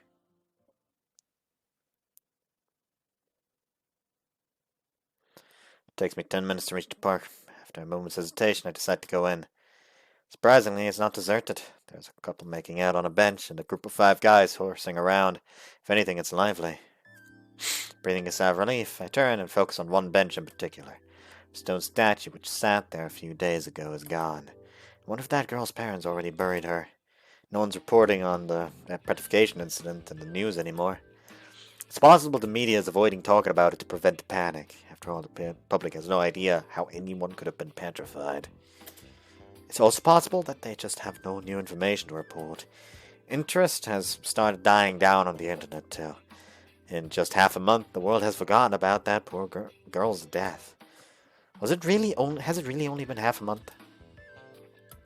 It's possible the key to discovering the unknown advantage we have over our foe lies here. Why is Ghost obsessed with me? What makes me so different? Few things do come to mind, but most of them have nothing to do with uses or artifacts. Kuju and Yoichi were with me when we first saw the statue, but I was the only one who stayed behind. Was Ghost watching from somewhere nearby as I waited for the police? Does she hold a grudge against me because I reported the incident? No, it doesn't sound right. Whoops, fuck. Does she hold a... I already read that. No, that doesn't sound right. Perhaps she left something behind which connected her to the crime. Maybe she's afraid to notice that something. That would at least explain why she's gunning for me, the weakest member of our group. But what? Examine every inch of the bench. Well, even if there was something to be found at one point, there's no way it's still here. Does that mean I've already seen enough to be able to solve this mystery? Sit down on the bench and pick through my memories. To be honest, I don't really remember much about that day. Recalling every niggling little detail is probably impossible at this point. Assuming Ghost is the user of the Evil Eye, then what exactly is she after? Since she's working with Takamine, I imagine she's also looking for other users. But could it be that her goal isn't to recruit them, but to kill them? What if the girl she petrified was also a user? If Ghost lured that girl here knowing she was a user and killed her on top of that, that means she plans her moves. If the petrified girl was a user, how did Ghost even find that out? And why'd she kill her? Wait, hold up. The last time the artifact spilled in our world, Iris petrified the demons, aka the users, before proclaiming their artifacts. If the petrified girl was a user, then the current user of the Evil Eye would be doing the same thing Iris did in the past. Does that mean Ghost is Iris herself? Or maybe someone related to her? In that case, from her perspective, we'd be the demons, the bad guys. Is that the worst case scenario Sophie was worried about? Did she order us to remain on standby because she was concerned for our safety? Was she afraid that her counterpart, who's willing to use more extreme methods than her, would kill us? Everything fits and makes a great deal of sense to me, too. But there's no place to be standing around thinking. I better head home before it gets too late. Actually, is anywhere safe? Sophie really is from another world. Can't she just teleport wherever she wants? Still, even if that's true, I should probably go home. It's gotta be safer than here, at least. Preparing to leave, I lift my head and instantly freeze. I waited too long. Looking around, I realized that both the couple I saw earlier and the group of boys are already gone. In front of me is a lone girl standing in a patch of moonlight. Ghost. よ、お兄ちゃん。 She gives me a bone-chilling smile. Shit, I totally fucked up. I once thought a dozen times to be careful, but I didn't take my own damn advice. I was cocky. Learning I was a singularity made me overconfident. I figured I could handle anything that came my way. Where'd that foolhardiness come from? I can't even use my own artifact. こんな場所にたった一人で。随分と余裕だな。舐めてんのか？それとも俺に会いたかったのか？おい。どうしてそう俺に突っかかる？先に突っかかってきたのはてめえだろ。妹を人質に取ったような電話をされたら、あんな態度にもなる。その大事な妹に俺たちを探らせなきゃこうはならなかった。全部てめえのせいだろ。Sora was investigating Korsica, not you guys. Just as I'm about to say that aloud, I stop myself. Not only is arguing pointless, it's a straight-up bad idea. Assuming she is the user of the Evil Eye, and the Evil Eye's activation conditions are what were written in Miss Notice's documents. And I'm already within her range. She basically has a knife to my throat. One little push and I'm dead. There's no time for acting tough. I need to do my best not to provoke her. And in the meantime, I need to find a way to escape her field of vision.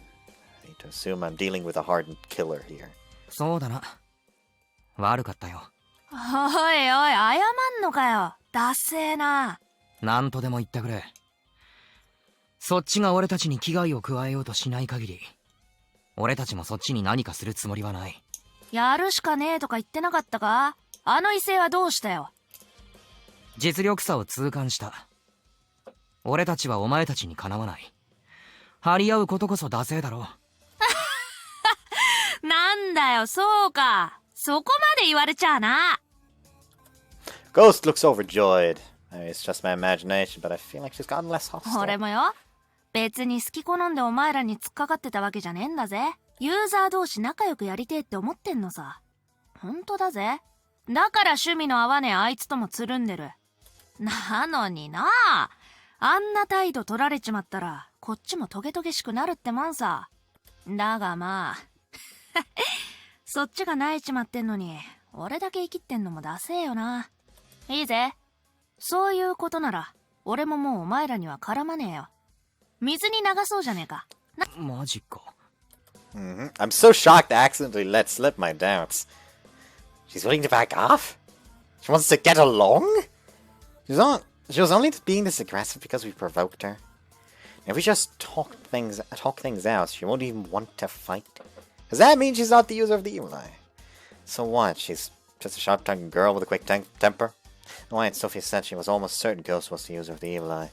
That being said, there's still no concrete proof. The question is, do I trust Ghost? そう警戒すんなよ。まあ仕方ねえけどよ。食うか？ She holds out a stick of gum. I give her a blank stare. In response, she scoffs and pops it into her ねえ mouth. 本名言っちまった。まあいっか。前も言っちまったし。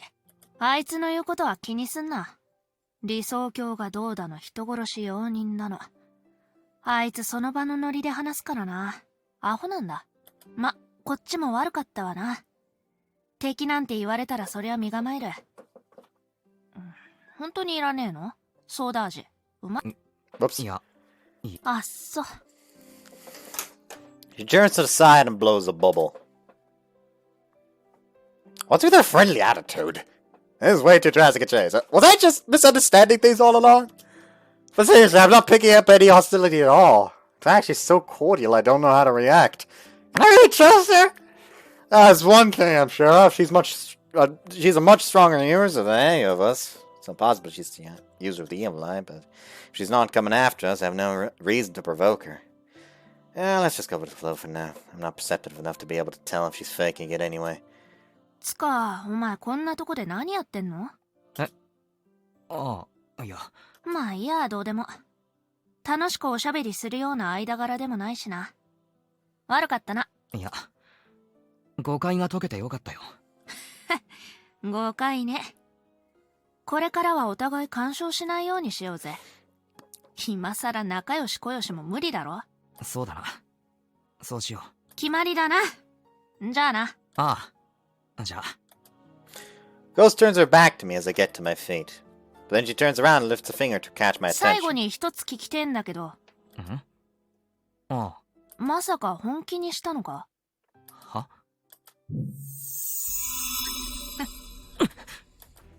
A stigma appears on Ghost's face. Her pupils glow with bewitching た light. った数分話しただけで警戒解くなよ。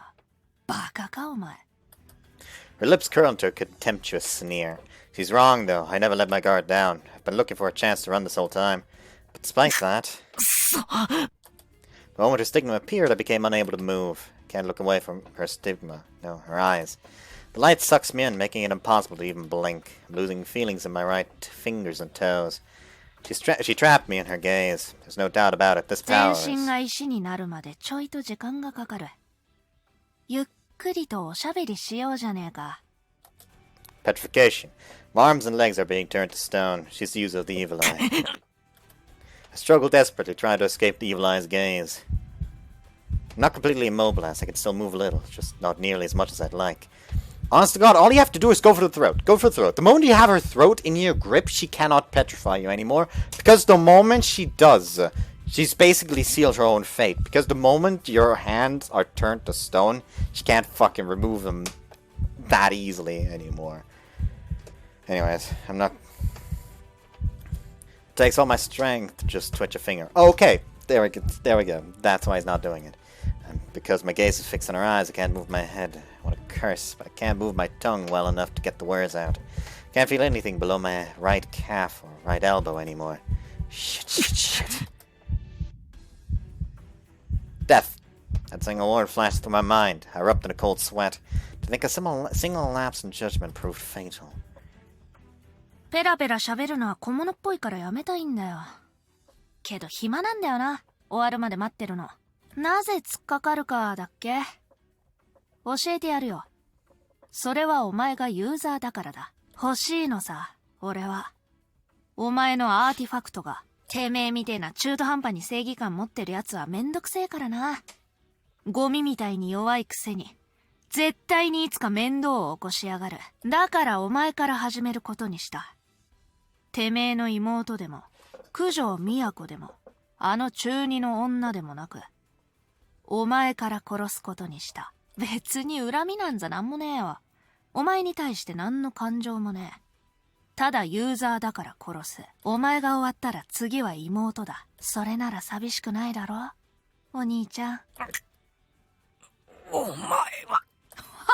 すげえな、喋れるのか。イリスか。急にアニメの話かよ。お前も司令官殿と同類か？寒いぜ。くだらねえ。She laughs my question off. So she's not Iris or anyone related to her. Unlike Sophie, she's a bona fide human. So then why? Why is she stealing artifacts? Why is she killing people? ユーザー相手じゃ進行が遅いな。じれったいぜ。さっさとよこしな。Ghost draws closer and glares at me, even harder with her evil eye. Her stigma flashes, glowing brighter. The loss of sensation creeps up my body, being turned to stone. I prepare myself for the end, but just then... Black shadow flies between us. Clicking her tongue, Ghost leaps backwards. The paralysis fades and the oppressive power binding me vanishes. I've been saved. 生きてる？なんとか。そう、よかった。After our curt exchange, Sophie turns to 困 Ghost. るのよね。その子を殺されたら将来性がありそうだから。なるほど。Ghost dons a maniacal grin and spits out her gum. She doesn't seem the least bit perturbed by the dramatical arrival of a floating plushie, which means she knows both about the other world and the people who live 下 there. 手に動かない方がいいわよ。石になった部位が破損したら取り返しがつかないから。I look down at myself. My right hand is petrified from the fingers to the shoulder, while my right leg is stoned to the middle of my thigh. I can stand but not walk. Just trying puts me off balance and I nearly fall. And I've gotten a temporary reprieve, but the situation is still dire. てめえに用はない。お断り。そっちこそ引いてくれるかしら。痛い目見るわよ。痛い目いいぜ、やってみろよ。Honest to God, what if he just decided to pull some Armstrong shit? Like, the moment he's, like, able to move again, he just goes to her throat and starts beating her with his petrified fist. For those who don't know, one boss fight in Metal Gear Rising Revenge is a DLC for Jetstream Sam. The final boss fight for this like mini campaign is Senator Armstrong, and in like after you beat the boss fight, there's like still a cutscene where they're still fighting, and Jetstream Sam actually, with the use of his sheath, like the sheath that has like a trigger which causes the sword to like shoot out, manages to actually cut Armstrong's arm before the nanomachines manage to harden it completely. However, now he has a massive spike on his arm, so he proceeds to ram it into Sam's shoulder. Just cuts off, just decides to fucking go in for the double. だよな。できねえ。できるはずがねえ。そんなぬいぐるみじゃ何もできない。だろ? Sophie makes no reply to Ghost's taunts. Does this girl know more about Sophie than we do? There's something strange about the way she's acting. もう一度だけ言うぞ。どけよ。そいつが石になって死んでいく様をただ黙って見てろ。かける？聞くまでもないけれど逃げられる？悪い。無理そうだ。でしょうね。じゃあ、せめて目を閉じていなさい。石像になりたくないのなら。おいおい、忘れてねえか？俺のアーティファクトはそれだけじゃないぜ。A different stigma appears on the back of Ghost's hand. A chill runs down my spine. かける？避けなさい！無理だ！ I try to jump to the side using my good foot, but I just end up losing my balance. Something slams into my chest. Pain lands through me. I fall backward and hit the ground hard. There's a dull thud as my back collides with the pavement. Panicking, I looked at my arms and legs to make sure they didn't break during the fall. Fortunately, they're both fine.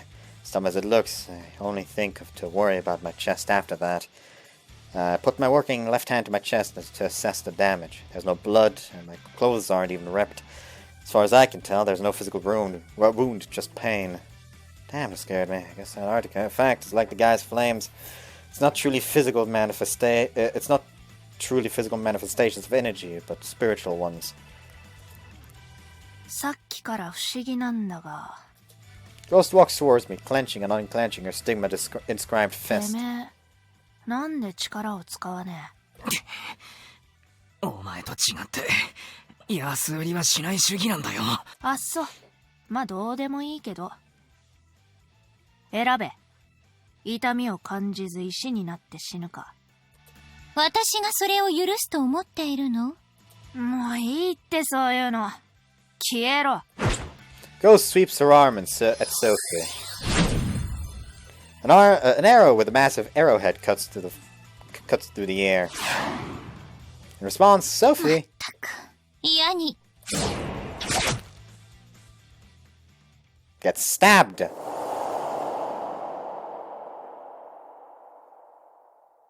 Blushy bursts and vanishes into nothingness. You've got to be kidding me. This can't be happening. ソフィー。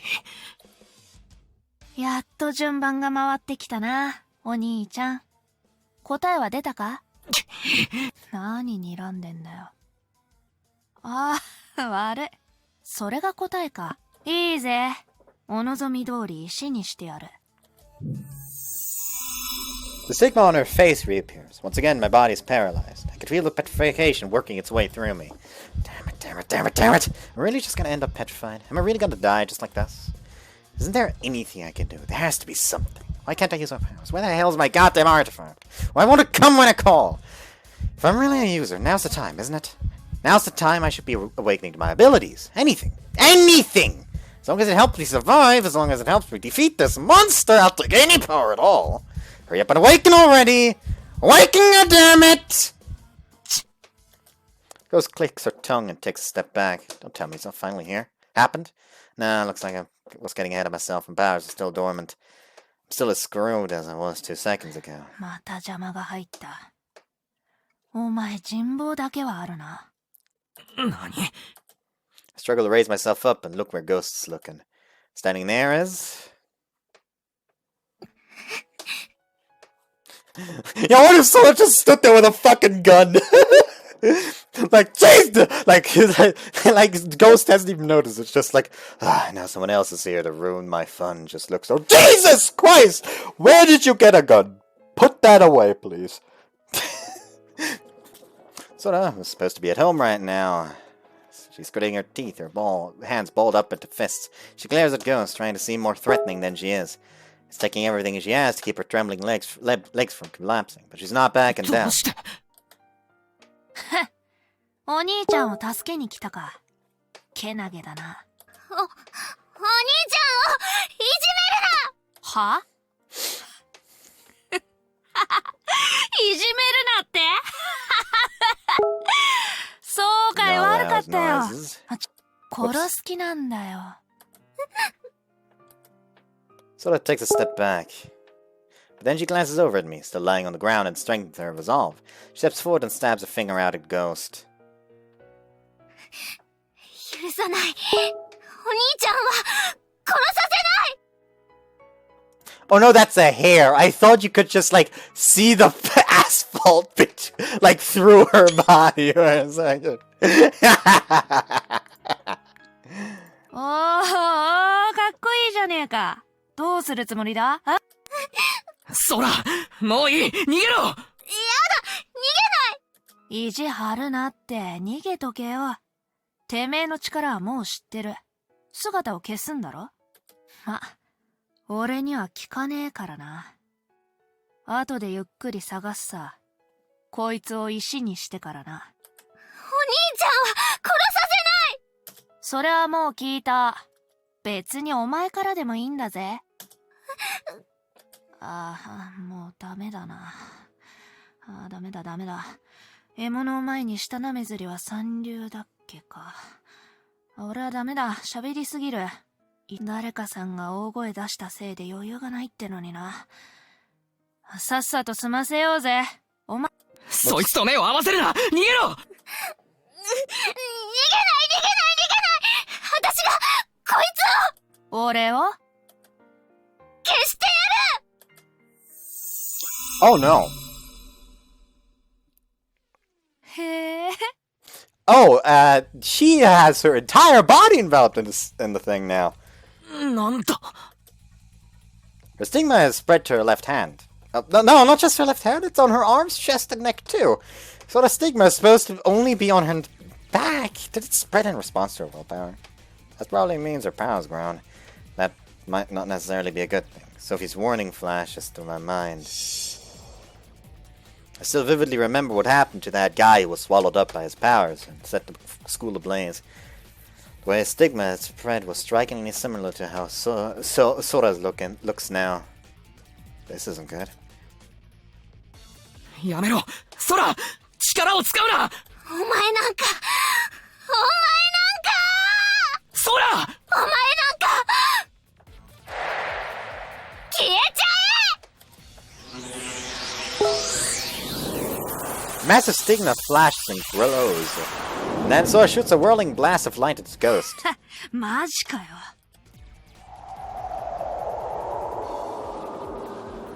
Sight swallows her whole. The light swallows her whole. 余裕ぶっこいた結果がこれか。ざまあねえな。Ghost grins ruefully and looks down at her hand as it grows transparent. And not only her hand, her whole body is fading away as if she's truly turned into a ghost. What else going on? So as far as supposed to be manipulating people's presences, not making them invisible. This is... なるほどね。透明になるなんて生優しいもんじゃなさそうだな。そのまま消えちゃ悔しいが、そうなっちまうみたいだな。Is there power overall making things disappear? So, like, she can disappear concepts, quote unquote, with, like, presences? Despite her words, Ghost doesn't seem phased at all. She casually stuffs her invisible hand right into her じゃあ pocket. な、お兄ちゃん。また会おうぜ。She thrusts her barely visible left hand towards me. お前は、必ず殺す。Still smiling, she gives me a venomous glare. And then... 消えた。お兄ちゃん大丈夫？あ I'm still unable to move, so Sora runs over to me. When she sees my petrified arm and leg, she starts panicking. 大丈夫じゃないじゃん。どうしよう。これどうしたらいいの？落ち着きなさい。時間はかかるでしょうけど、ちゃんと治るわよ。なんだ、治るんだ。あれ？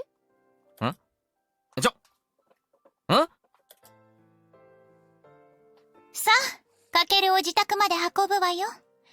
もっとも、私は手伝えないけれど。ソフィー？何よ？何よって。お前。死んじゃったかと。死ぬわけないでしょ。何度も話したけど、これは幻体、かりそめの体なの。本体はピンピンしてるわよ。そうだったのか。よかった。心配かけちゃったわね。謝るつもりはないけれど。さあ、ソラ、役立たずのかけるを運んであげなさい。立てる？厳しいな。悪い。肩貸してくれ。捕まって。Sora's help, I managed to get back on my feet. 大丈夫か？それ、ニーニが聞くことじゃないでしょ。ゆっくりね。一歩ずつ。Oh, this is God. Like, they're just like calling him in sick for the next day of school. And like they just like he's feeling very sick. It's basically like it basically feels like he's petrified or something. Like just not feeling good. And then like Yoichi just says, you know what, we should probably visit him. But then she just shows up unannounced and just, what the fuck? That's what? Oh, you know, just almost got murdered. Murdered? Wasn't that a sickness? Hello, you remember the ghost girl? Yeah, she tried to murder me.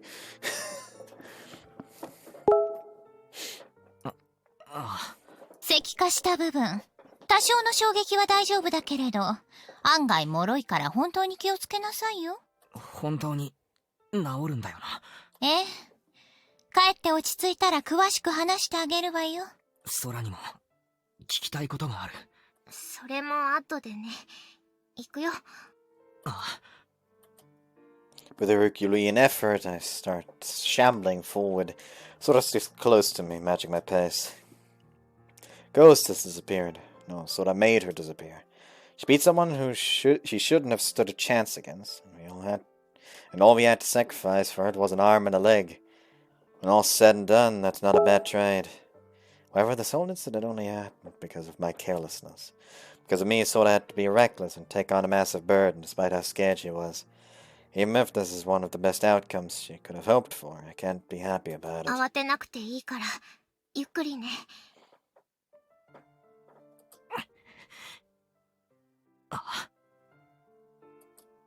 I couldn't do a damn thing, and even now I'm relying on my sister. I'm pathetic. 着いた。悪いな。大変だったろ。全然。いや、嘘。めっちゃ疲れた。I'm gonna go take a quick break. Be right back. I'm back. Took 3 times as long to get home as it normally would.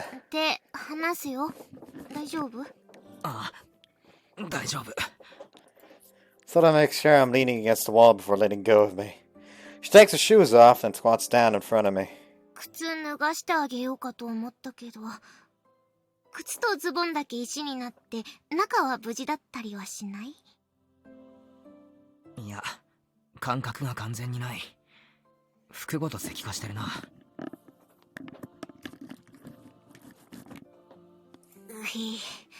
どうしよう、脱げないじゃん靴。治るまでこのまま過ごすしかないな。よっと。大丈夫？こっちの足に体重かけるのは怖いが。 Shift my way over to my petrified leg, lift my left leg up, and take off the one shoe that I can. How long is it gonna take for me to heal? Just getting into my house is a chore. おい、捕まって。ああ、ありがとう。 With Sora's help, I make it to the bed and sit down. Shit! My leg won't bend properly. So my posture's gotten weird. 寝てた方がいいんじゃない？悪い。そうする。 It's a struggle, but I managed to lie down. Since I can't bend my elbow at all, it's hard to get into a comfortable position. While I'm trying to figure out the best way to orient myself, Sora pulls out her phone and makes a call.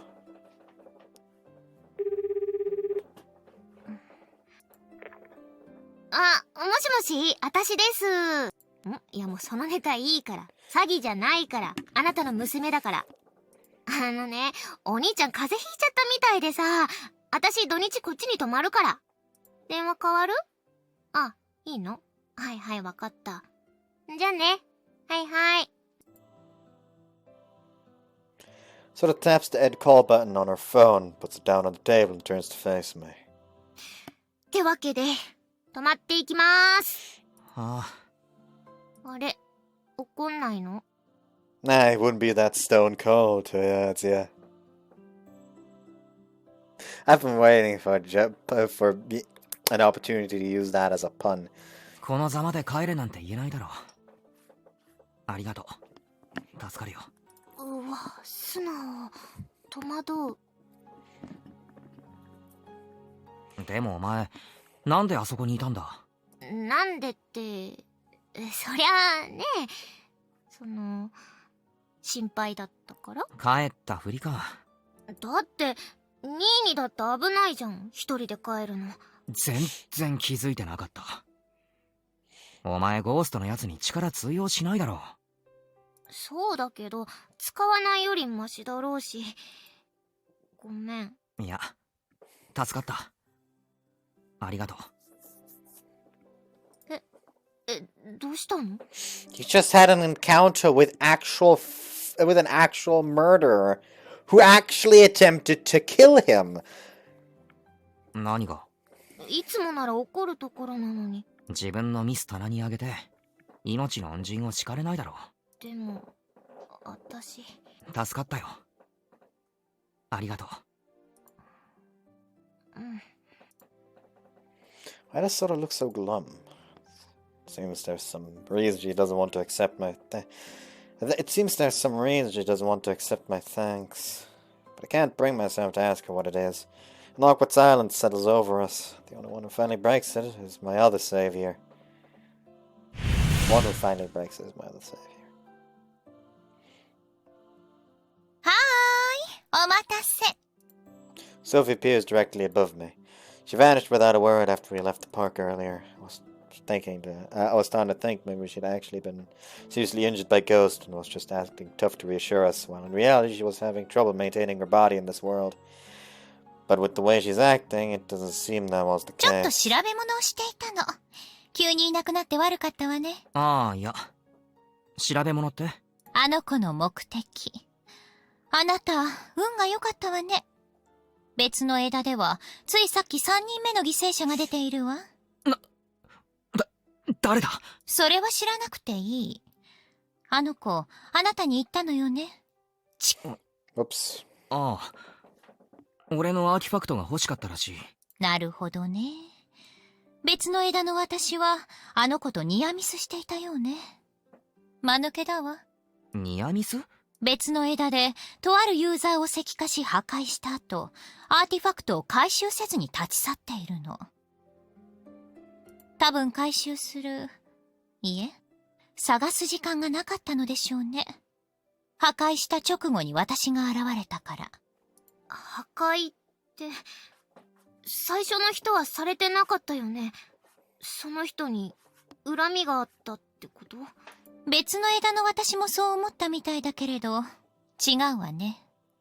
破壊する必要があった。それだけよ。魔眼は今のカケルのように、服でも何でも身につけているものと一緒に対象を石化する。けど、アーティファクトは石にならないのよ。ああ、そういうことか。人を石にしてから砕いてアーティファクトを探す。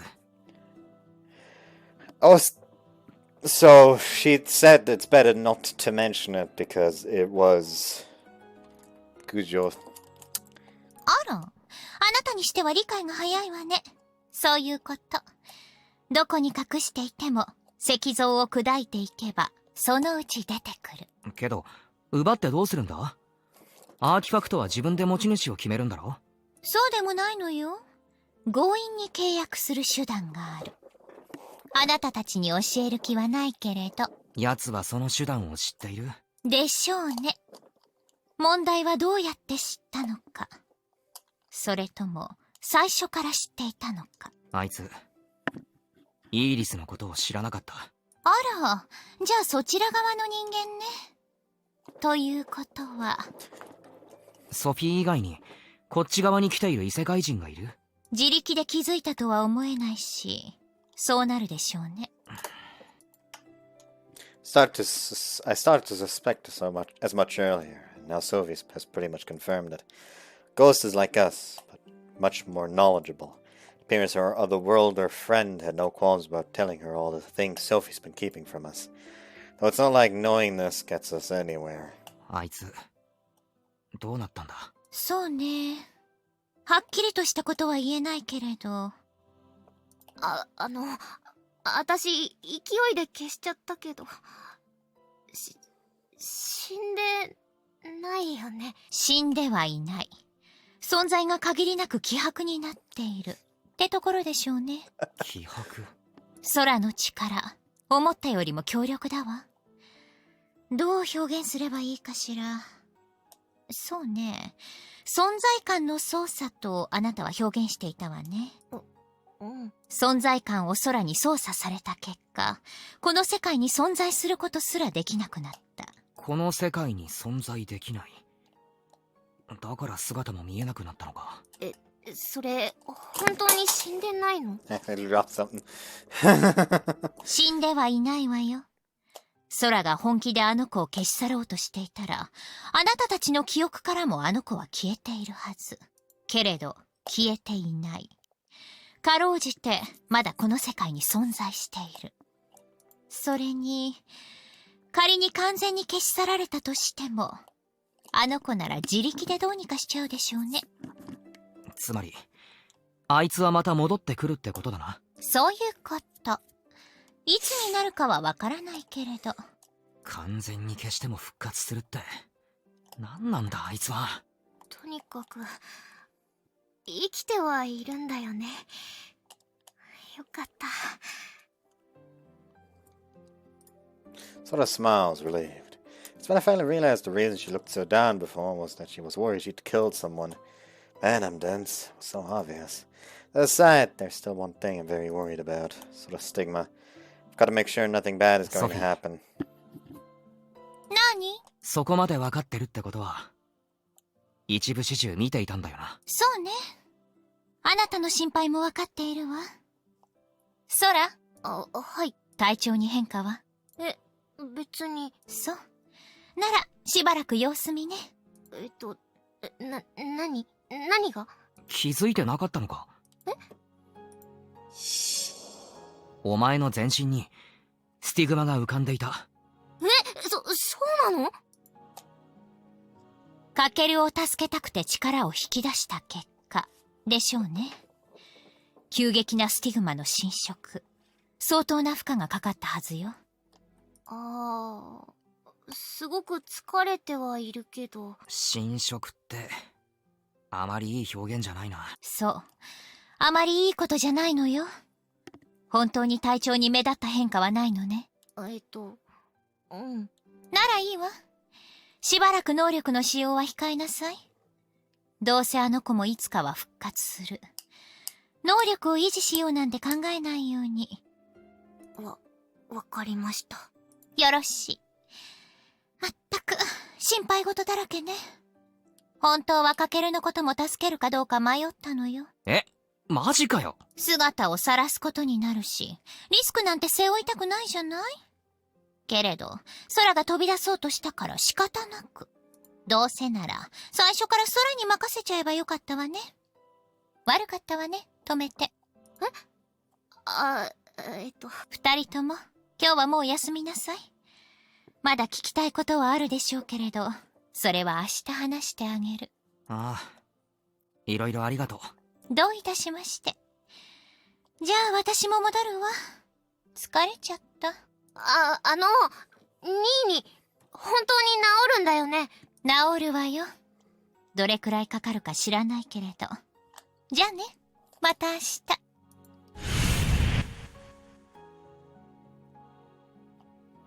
Sylvan waves, then vanishes through her dimensional rift. The ghost is going to come back. When she does, her first order of business will be killing me. My arm and leg are healed by then at least. In another timeline, 3 people have already died. But in this one, there's only been 1 victim, and I came out of this fight alive. While things aren't ideal, they're definitely progressing a lot better than they could be. At least that's what I keep telling myself. ニーニ。ん？さっき、ああ。ソフィーがさ、私が飛び出そうとしたからって。言ってたな。ほんとありがとな。ごめん。What she proposes are chatting for. I struggle into a sitting position and look over at Soda. Tears gather in the corners of her eyes. 本当は、そうじゃなくて、あの人がお兄ちゃんに話しかけたとき、すぐ助けに行きたかった。でも、動けなかった。私、動けなかった。お兄ちゃんが石になりかけてても、動けなかった。怖くて、ただ見てた。見てただけ。ごめん、私、お兄ちゃんのこと助けられなかった。ごめんなさい。ごめんなさい。So looks down, unable to meet my gaze, and apologizes over and over. But in the end, she did save me. Don't say that though, because there's a better way to convey those feelings in words. Gently pats Soda's head. With a little gasp, she blinks up at me and smiles. I smile back and fiercely ruffle her hair. 何すんだ、やめろ。落ち込んでるより、そうやって騒いでる方がお前らしいぜ。何その決め顔。手足ぶち砕くぞ。それだけは本当にやめてくれ。てか、今気づいたんだけど。ん？着替えどうすんの？脱げないよね。ああ、そうだな。ズボンは着るしかないな。シャツはなんとか脱げそうな気がする。ゆったりしたのある？足がそんなんだと、普段ニーヤンが履いてるピッチピチでお尻のラインわかるやつ無理でしょ？ I didn't want to know that those are the kinds of pants he is wearing. そんなの履いてねえよ。なんかあるんじゃないかな。半ズボン的な。半ズボンって、現代の若者が半ズボンって語彙力。服の名前なんて知らねえんだよ。ほっとけ。どれどれ、見繕ってあげようじゃないの。Soda gets up and opens my closet. She starts rummaging through my clothes. ズボン、半ズボン。最悪体操着のハーフパンツでも。あるじゃん。丈が中途半端なカーゴパンツみたいな。クソだせえな。うっせえよ。人の趣味に文句つけんな。T シャツも着るの厳しそうだし。お、あるじゃん。何このチェックのシャツ。ゲロダセーな。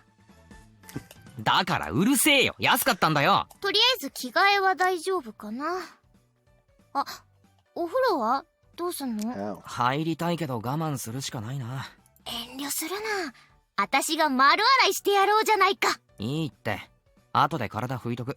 私が拭いてあげよう。だからいいって。なんで世話焼きたがるんだお前は。ニーニーのことを思って海外しく世話焼いてあげようとしてるんでしょ。感謝しろ。そして感動しろ。はいはい。ありがとうございます。いやー、マジな話さ、ニーニー平然としてるけど大変なことになってるんだから、ちゃんと頼ってよね。そのつもりで泊まってくんだから。わかってるよ。ありがとう。よろしい。なんかすんごいパワー使ったから食べたばっかだけどお腹すいた。ニーニーは？いや、俺は。いいの？じゃあ私の分だけ買ってこよう。今から？うん。なんだ？寂しいか？アホか。心配ご無用。ラスボスは私が封印したじゃないですか。そりゃそうだが、まあ気をつけろよ。本当にいいの？じゃあなんか甘いもの。ほいほーい、行ってきまーす。安静にしてなよ。Sora grabs her phone and wallet and then leaves my room. Even though she was so dejected a moment ago, she's already back to her usual cheerful self. I can't tell if that's because she's actually gotten over what happened, or if she's just forcing herself to act cheerful so I don't get worried. So I made up for my blunder. More than just that. You see, the way the user of the Evil Eye bought us valuable time. Well, no, it's not that simple. I always end up letting my guard down too soon. Ghost might be gone for now, but Takamine might try to get revenge. Even if he doesn't, there's still the other worlder who's helping Ghost. Just because we've taken one person out of the equation for the moment doesn't mean we're safe. Stretch my hand towards my phone, but it doesn't reach. Alright, calm down, me. I need to break my habit of panicking the moment I realize there's danger. I can't even walk right now. There's no way I can bring Sora back. Besides, I'm sure she's fine for now. I just have to wait. After all this time, we finally know for sure who the user of the Evil Eye is. We also know her goal is to kill other users and steal their artifacts. However, we still have no way of stopping her. As a result, Sora put herself at risk just to hold Ghost at bay. I think back to the guy who caused us fire at school. He'd lost all semblance of sanity, and his powers were going berserk. That's the price you pay when your stigma erodes you completely. But Sora's still sane, and Sophie said she'd keep an eye on things. So I guess that means I don't have to worry just yet. But there's no telling what might happen next time. If Sora's forced to use that much of her power again. Can't afford to screw up that badly a second time. I need to get stronger. If the artifact I've made a contract with won't be of any use, then maybe I can't just let others protect me. I need to be able to protect them too. Now I want to see Sora looking that sad again. I feel like they should tell Miyako and Yuki and potentially Haruka. Actually, they should tell Haruka. It's confirmed that Haruka, that Ghost is the Evil Eye user. So I feel like you should and we know that her entire motive is killing users and taking their artifacts. So you should probably warn both Kaoru. 環境設定だよ。Haruka. Oh, fucking retarded. So you should warn both Haruka and Commander.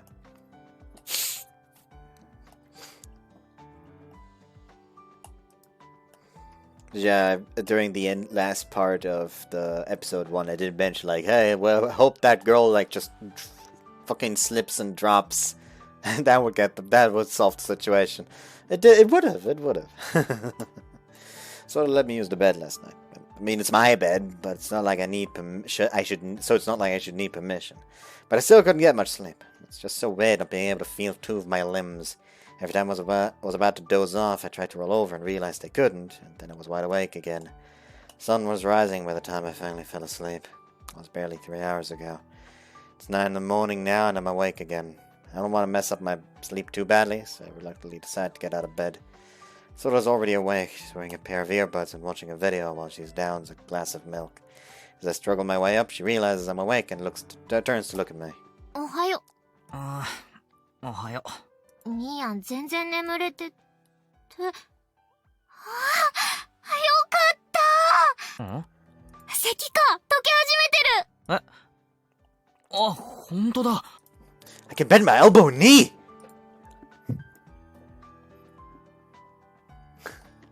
The grey plague afflicting my limbs has started to recede. 可動域がすげえ広がった。関節って大事だな。かなり楽だ。ほんとよかった。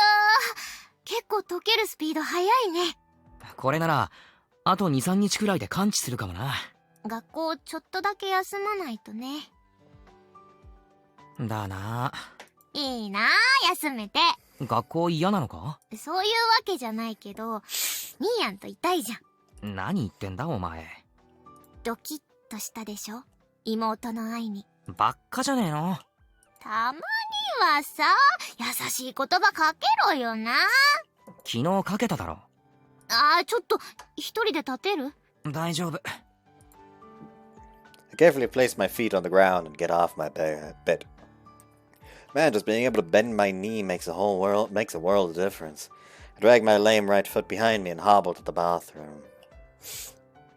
I'm able to brush my teeth just fine with one hand, but washing my face is going to be a bit of a challenge. Even with a functioning elbow, my petrified hand can't do much.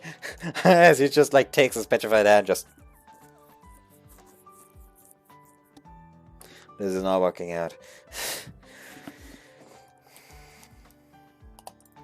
Once I've washed my face, I towel myself off and return to the living room.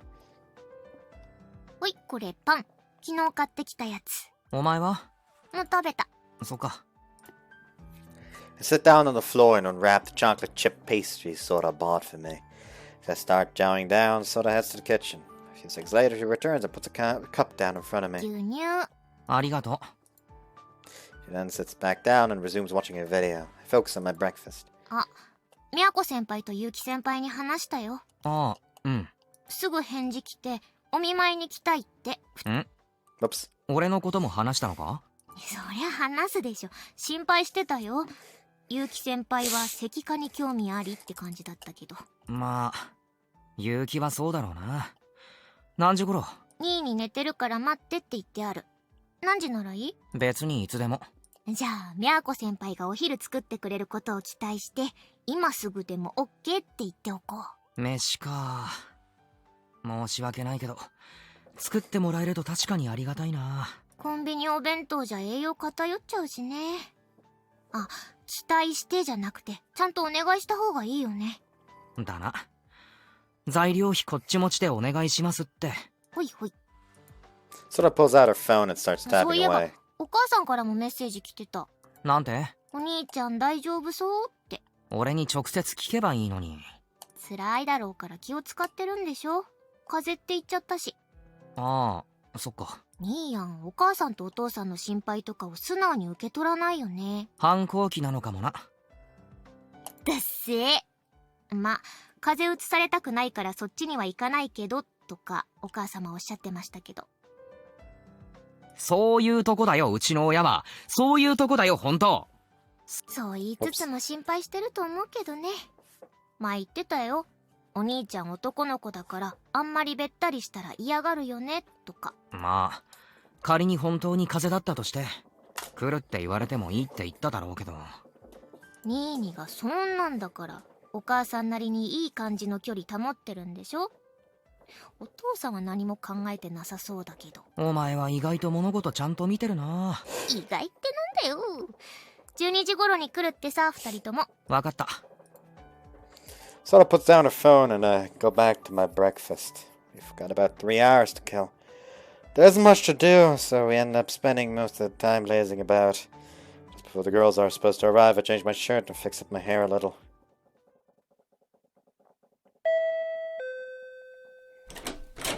Doorbell rings a few minutes before 12 and Sora goes out to greet our guests. 入って入って。お邪魔します。I just boop. お邪魔します。Kujo and Yuki step into my apartment. いらっしゃい。Though I'm trying to make my petrified limbs as inconspicuous as possible, the two girls instantly notice them, and their expressions grow worried. 新見くん、大丈夫？ああ、見た目はこんなだけど、痛みもないし割と平気。昨日は腕も足も曲がらなかったもんね。だいぶ良くなったよ。よく見せてくれる？ Yuki squats down beside me and Kujo follows suit. I rest my arm on the table and stretch out my legs so they can get a better look. これが魔眼の力。衣服ごと石化しているのね。ああ、だから切って脱ぐしかなかった。触っても？力入れないなら砕けると治らないらしいから。Yuki traces my petrified pant leg with her index 質 finger. 感は石と変わりないわね。まさに石化。本当に無事でよかった。ごめんね。大事な時にそばにいられなくて。いや、完全に油断してた。油断していい状況じゃなかったのにな。俺の判断ミスだよ。敵の目的はあなたを殺すことだったの？目的っていうか手段だな。あいつの本当の目的は。はい、お茶入れましたよ。ニーニじゃなくてテーブル囲んで座りましょう。そうね。お茶ありがとう。いただくわ。Kujo and Yuki head over to the table and I pull my arm and leg back. Sora sits down as well and explains everything that happened.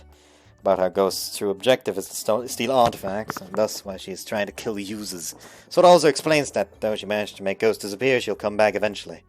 And when she does, she'll try to kill me again. No, not just me, but all of us. アーティファクト欲しさに人を殺すだなんて。見下げ果てたけどね。生物に選ばれるべき人間ではなかった。でも、ん？ Oops. ごめんなさい。なんだろう、ぼーっとしちゃった。ソラちゃんの能力でしばらくは大丈夫なんだよね。うん、消したった。アークエネミーはゲヘナへと落ちた。しかしあくまでも時間稼ぎ。奴は煉獄の谷から這い上がり、再び私たち光の使徒の前に現れる。だいたいそういう感じ I should probably call なんじゃないですかね。そう。状況は把握した。Yuki downs her tea and gets to her feet. ごちそうさま。もう帰っちゃうの？ええ。様子を見たかっただけ。長居するつもりはない。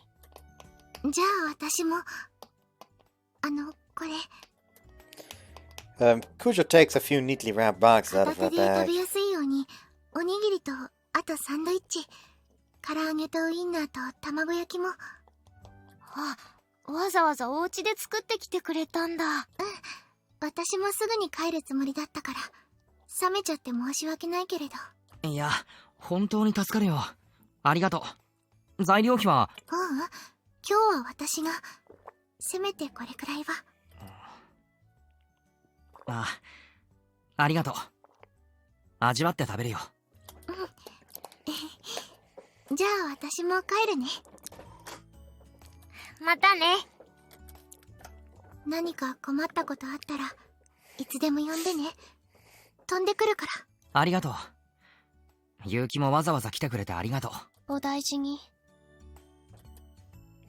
With that, Yuki heads to the door. I'm about to get up to see her off, but Kujo waves me back down with a no need to get up on my account. Since walking is still a bit of a chore, I gratefully relax back into my seat. Kujo waves farewell and follows Yuki to the door. Sora goes after her to see them both off. You hear the door open and close. There's a loud click as Sora locks it. She then returns to the living room.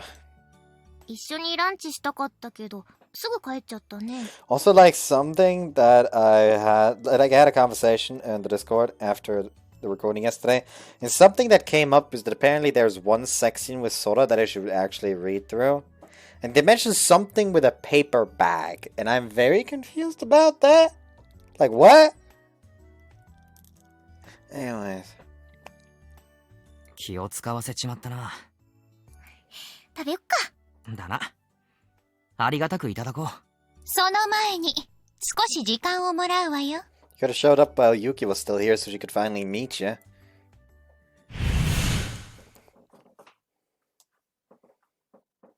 As I'm reaching out to the box of food, Sophie appears above us. I reluctantly lean back and rest my hand on my lap. どうせなら、みんないる時に出てくればよかったのに。都だけならそうしたでしょうけど、これ以上リスクを背負いたくないのよ。結城先輩も仲間なのに。わかっているけど、あの子めんどくさそうなんだもの。そっちが本音か。そんな話はどうでもいいのよ。石化、溶け始めているようね。ああ。話してくれるんだよな。そうね。魔眼について話してあげる。Sophie floats down to the table and heaves a weary sigh before beginning her あなたも知 story. っての通り、魔眼の発動トリガーは視線を合わせること。目が合った瞬間石化が始まる。そらすことも瞬きも許されない。あっちがそらすか完全に石化するまでね。何なんでそれ最初に教えてくれなかったの？知ってたらお兄ちゃん石にならずに済んだじゃん。 Sora glares at Sophie. I'm astonished. Sora practically never gets angry. Sophie turns to Sora and evaluates her calmly. For once, she doesn't act evasive or insulting. Instead, she gives Sora a serious それ reply. については悪かったと思っているわ。でも立場上話せないこともあるのよ。I feel like, yes, here's how you not die is pretty neat to know! 何？話せないことって絶対教えておくべきことじゃん。目を合わせちゃダメって。アーティファクトに関する情報の開示に慎重なのよ。前回は話しすぎて大変なことになった。人を信じすぎると混乱が大きくなるの。理解してちょうだい。Oh, she talks about the Cujo incident. I like how there is a reason why she didn't talk about it. Like, still, like, it's just saying something like, eye contact activates the ability. Isn't the same as, stealing the artifact. Cause the artifact the ability to go crazy and kill its own fucking user. Like, those two are two completely separate things. So you can't really compare them. However, I can understand where she's coming from now. Still retarded, but she might be just being overly cautious. もういいよ、ソラ。発動条件はソフィーから聞かなくても分かってただろ？あの文献で。そうだけど、目を合わせなければ防げるってそこまでは知らなかったじゃん。そうだが、対面した時点でほぼアウトだろ。チラッとでも見たら終わりなんだ。俺の不注意だったんだ。だからそんなに怒らなくていい。悪いのは俺だ。Rationally, Sora knows I'm right, even if emotionally she can't accept it. She backs off with a pout. I smile and nod at her, telling her thanks for getting mad for my sake, before I wave at Sophie to continue. とにかく、魔眼に睨まれたらそれで終わり。自力では抗えない。けど、誰かが視界を遮ってくれれば、か。ソフィーが横切った時、金縛りが解けたんだ。そういうことだよな。ええ。だから1対1を避ければ、魔眼から逃れることは容易よ。なるほどな。おかげで助かったよ。ありがとう。いいのよ。情報を出し渋ったのも、助けるかどうか迷ったのも事実だし。Sophie sighs and I give a wry smile. I want to thank her for looking out for Sora, but since Sora still seems angry with Sophie, now's a kind of awkward time to say it. Instead, I fill the silence with something else that comes to 石化 mind. した時はかなり絶望したが、治らないと思った、これ。死んだらおしまいよ。最初の子、指先だったかしら。ああ、人差し指だったな、確か。表面だけだったのでしょ、石になったのは。おそらく全身が石に覆われた後もかろうじて生きていたのでしょうね。爪が解除された時点で死んだってことか。無語すぎるでしょ。ああ、 Oops. そうだな。あいつは狂ってる。見る限り魔眼の扱いに相当慣れてきたようね。今は体の内部まで石になっている。即死ではないけれど、胴体の一部が石になった時点でほぼアウトね。そこで進行が止まっても、臓器が石になってしまったらおしまい。その後、石になったユーザーを砕いて、アーティファクトを奪う。わざわざ砕かなくてもいいじゃん。いや、殺すなって話なんだけどさ。手っ取り早いとは言えないけれど、確実なのよ。1対1の状況で視線を合わせる。あの子が持っている他のアーティファクトで相手を攻撃し死に至らしめるよりもはるかに楽。だからあなたたちも知っての通り、イーリスも魔眼を使ってアーティファクトを回収したの。ソフィーの口からそれを聞くのは初めてだな。やっぱりイーリスは魔眼の使い手だったのか。少し話しすぎたわね。え、そうよ。手放した魔眼がこっちに流れ着いたってことだよな。その解釈でいいわ。なんでそんな危ないもの手放したんだろう。厳重に保管とかしておいてほしいよね。いろいろとあるのよ。いろいろとね。魔眼については以上よ。話が前後してしまったことは改めて謝罪するわ。ソフィーからごめんなさいなんて言葉が聞けるなんてな。これでも責任は感じているのよ。もう少しあなたたちを信用すべきだったわ。Honest to God, you know that this group can be trusted now, so why not basically ask your superiors to basically create a branch of Sephiroth in this world, in these guys? Allow them to know more, but have to ask specifically about sharing more information. Like, tell them, like, everything, but basically keep them under oath to absolute secrecy unless they find someone who would join this organization to try and help others. Probably wouldn't happen since, you know, they're fucking high schoolers and they do seem to fuck up a lot. Anyways. でも、まだ隠し事はあるんだろ？当然よ。Sophie scoffs after a few seconds, sort of looks awkwardly up at her.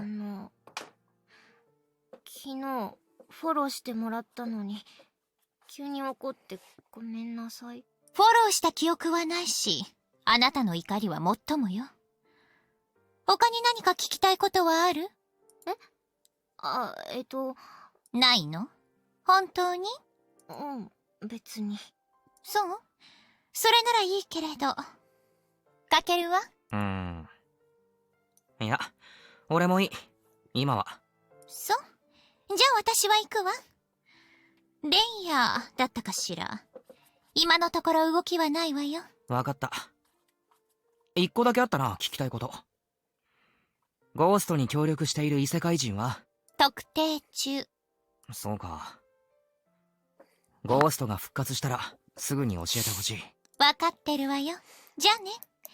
今はゆっくりと休みなさい。I still feel like he should immediately tell Renya.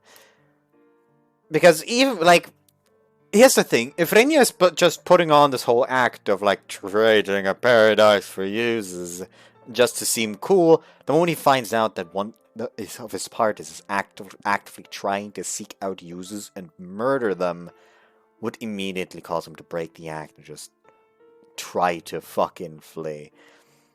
And if it's actually, like, seriously his plan, then of course he wouldn't continue interacting with her. This person is in direct opposition to what he wants to do. This person isn't trying to show the people the power of artifacts. to make it so users won't be persecuted or something. This person is actually trying to seek out users, murder them, and take their powers for herself, which would directly oppose his worldview. So I feel like trying to recruit him in that sense could potentially actually work. And I feel like once he knows about the Otherworlders, it's gonna, like, his perspective is gonna change again once they actually, like, agrees to a truce.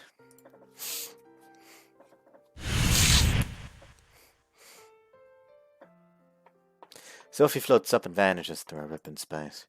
Stare at the spot she disappeared from for a few seconds, then look back down at the table. 食うか。いただきます。いただきます。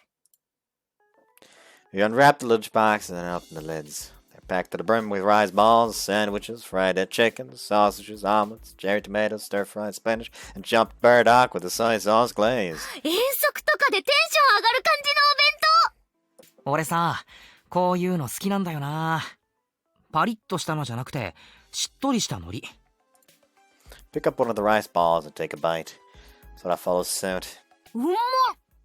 どうすか、ニーヤン的には。うまい。違うよ、そうじゃねえよ。なんだよ。美少女のクラスメイトが握ったおにぎりはどうかって聞いてんだよ。何言ってんのお前。美少女のクラスメイトの手汗が染み込んだおにぎりはどうだって聞いてんだよ、あたしゃ。何切れてんだよ、うまいよ。そりゃうまいよ。みゃーこ先輩の写真つけて売れば人儲けできそう。クズかよお前。買うわ。あたしが握ったのと。九条。いや、早えよ、せめて最後まで聞けよ。最後まで聞いた上で答えろよ。じゃあ言えよ。言ってみろよ。あたしが握ったのと、みゃーこ先輩が握っ。九条。だから早えよ。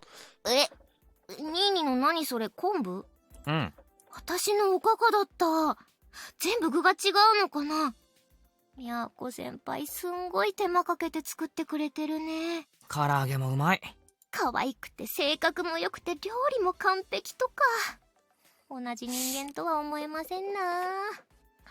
ほんとだ、うまっ。Sora wolfs down her lunch like a starving animal. I eat too, albeit at a slower pace. I can't thank Kujo enough. That was the best damn lunch I've had in a while. The two of us spent the rest of the day hanging out in my apartment. We ate the leftovers from Kujo for dinner and passed the time watching movies. So as I can tell, the petrification hasn't receded much further. I was kind of hoping I'd make real progress over the day, and that I'd be cured by tomorrow. But I guess I was asking for too much. I wonder if it only heals in my sleep, or if there's some other condition that has to be met for it to go away. At any rate, it looks like I'm going to be stuck with these stone limbs for at least a few more days. ニーニー、お風呂掃除終わったよ。Sora walks into the living room. Since yesterday, she's been taking care of all the chores.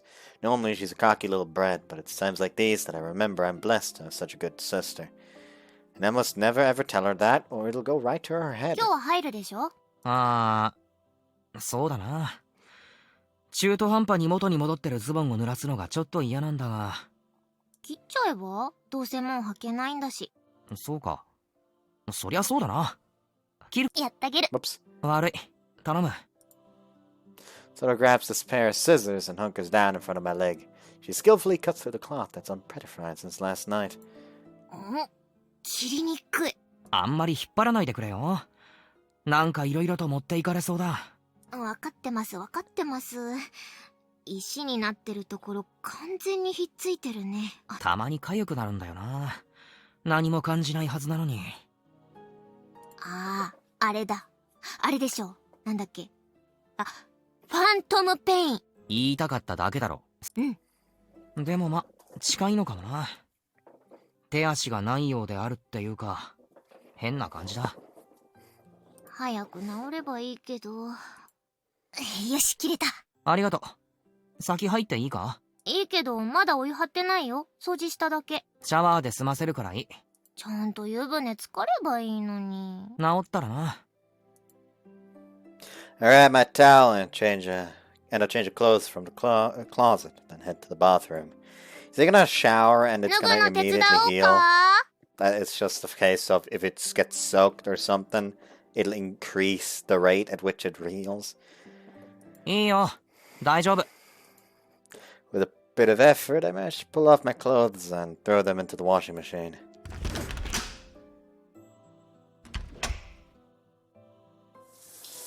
Enter the bathroom, close the door, and turn on the shower. Just as the water starts steaming, I see a silhouette outside the door. From the looks of it, Soda's fiddling with the washing こんな時 machine. 間に洗濯機回すなよ。なあ、しないよ別に。環境設定だよ。メッセージ選択だよ。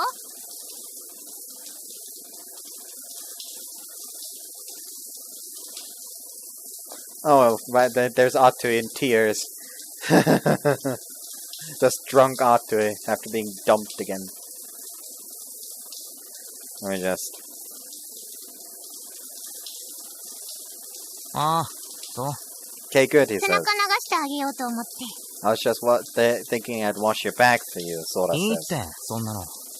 Told you I'm good, Kakeru 遠慮 says. するなする Oh, don't be shy, し Sora て says. ねえって。 Kakeru says I'm な。でももう not. 脱いじゃったし。 Sora says it's too late, I'm already naked. Huh? Kakeru says, huh? お邪魔します。 I knew it. I am such a good judge. は Sora flings open the door and waltzes in, buck naked. Wait, no, seriously, what the hell is this girl thinking? ほら、洗ってあげるよ。座りなよ。すごい堂々としてる。ほら、洗ってあげるから。ほら。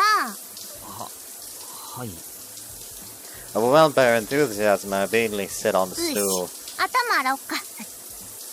Sora tilts the shower head towards me, putting some shampoo on her hands and starts running them through my hair. Oh, thank fuck! It just barely censored itself.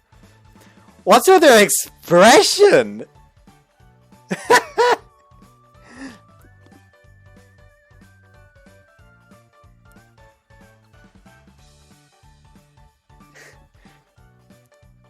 これから優しくなるから。美容院のごとき心地よさになるから。つかさ、お前さ、何？何脱いでんだよ。だってこの後普通に入るし。アホかよ。アホじゃないよ、賢いよ。せめて隠せよ。別に見えてないからいいでしょ。さっき見えてたっつーの。まあ、気にすんな。私もニーニの見えてるし。頼むからさ、もっと恥じらいってやつをさ。持ってますよ。家族なんだから意識する方がおかしいでしょ。いや、限度があるよ。家族でも。 It's 限 gonna be 度があり awkward. ますよ。It'll be awkward either way. Believe me, it's very awkward. Like my father will, like everyone in our family, takes a pair of underwear, or like a fresh pair of underwear, with them to the bathroom to immediately put that on after drying off, and then going back to their room, or at least like wrap a towel around themselves. My father doesn't. He will just dry off, throw the towel into the into the like basket with the dirty laundry, and then just walk out of the fucking bathroom buck naked. My little sister encountered that, and she's like came down to her, my mom just like that just came out of the bathroom. Like she's just fucking like traumatized, basically. Anyways. こんなの全然セーフでしょ。妹に浴場してるニーニがおかしいよ。してねえよ、ぶっ飛ばすぞ。切れてるところが怪しい。やだ、襲われる。何？照れてんの？人のため息をポジティブに受け取るな。別にいいじゃん。初めてじゃないじゃん。よく一緒に入ってたじゃん。今みたいにお前が無理やり入ってきたからだろ。ニーニが中学に入ってからはやめたじゃん。ガチギレしたからな。あれほんと怖かった。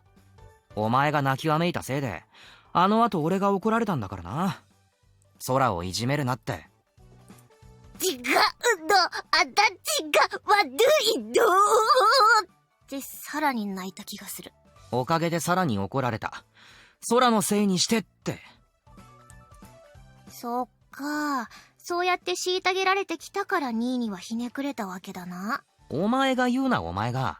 お詫びにご奉仕させていただきますので。この状況でその言葉のチョイスはおかしいだろ。何を想像してるのかな？うっせえな。あれでしょ？知ってるよ、私。体にボディーソープつけてこっそりつけるんでしょ？どこでそういう知識仕入れてんの？そんなもんネットにいくらでも転がってるでしょ。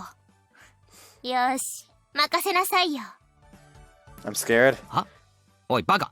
本気でやろうとするな。Oh, wait, idiot, don't actually do it, Kakuta says. Sora says, don't worry, I で got きる this. できないの話はしてねえよ、アホか。 Kakuta says, I don't care if you've got it or not, this is just stupid. I lean forward as far as possible, trying to escape the sensation of Sora's breasts pressing against my back. Holy shit, this girl's serious. なんだよ、洗ってあげるって。もういいよ。頭もいい。まだ途中だよ。十分だよ。ありがとう。Whoops. I stand up and rinse myself off. ちゃんと洗わないと。流せば十分。When I'm done, I throw open the door and flee the bathroom. 私のタオル使わないでよ。I'll trust you. That is actually no. That is actually her pajamas, so we should be safe now. わかってるよ。環境設定だよ。Towel myself off, grabbing my clothes and hobble to the living room. Flustered, I throw my clothes on and plop down onto my bed. I'm still a little shaken. Can't believe I was getting turned on by my own Oh, that made me read stuff like that. Nah, I wasn't really. I am still a little unnerved. Sort of tends to act on impulse, so it's not uncommon for her crazy antics to surprise me or piss me off. But she'd never do something outright wrong. Whenever she gets close to the line of what's acceptable, that's when she stops and thinks better. Pretty sure she's gotten her head on straight, but she's got a bad feeling. Far from certain, but I can't shake this nagging premonition. I just pray I'm wrong. But even as I pray, I can't help but frantically try to organize my thoughts. My fears turn out to be true, and matters come to a head. What can I do? What would be the right thing to do? Okay. I don't trust Viennes anymore. I was sure he's gonna have like a flashback. And then I suddenly would have to fucking censor again. I was hoping that when I woke up, the petrification would have healed all the way to my wrist and ankle. Unfortunately, it's barely receded at all. I think the part that's already healed weren't petrified all the way to the bone, which was why they took so little time.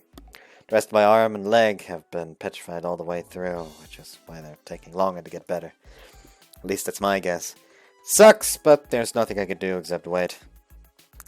We don't have any guests coming over today, so the plan is to just take it easy with the soda. However...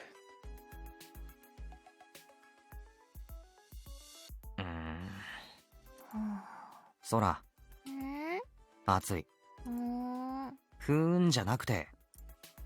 これさ、原作だと主人公クレバーなのに、ちょっとバカすぎない？開始10分で正体バラしちゃったよ。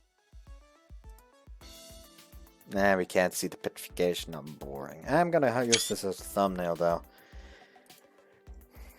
So he ignores my subtle plea to get off of me and starts talking about the show we're watching. She's been like this ever since I woke up. The whole day she's been hanging on my arm, Hack practically sitting on my lap. Normally we eat breakfast sitting across from each other, but today she just plunked down right next to me like it was perfectly ordinary. I got up from my seat. どこ行くの？トイレ。なんでついてくるんだよ。次、私。あっちで待ってりゃいいだろ。別にどこで待っててもいいじゃん。She really doesn't want to be apart from me. I finish up my business and return to the living room. なんで待っててくれないの？なんで待たなきゃいけないんだよ、アホかよ。もう。Sora plops down next to me with a pout. And promptly wraps her arm around me once again. No matter how hard I try to pull her off or how cold I act towards her, she won't let go. Man, the this together with last night, and she just shifted her eyes.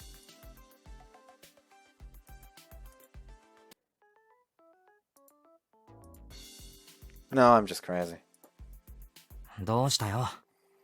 何がよ。なんか話したいことあるなら聞くぞ。別にないけど。あるだろ。遠慮すんな。ないってば。ニーニがちっとも甘えてくれないから、代わりに私が甘えてるだけ。甘えるって。言うか、そういうこと。手足が石になってんのにさ。ニーニ平然としすぎなの。もっと頼ってよね。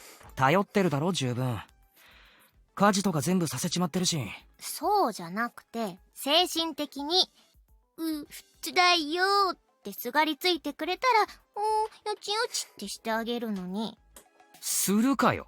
しろよ。おっぱい揉むくらいは許してあげるから。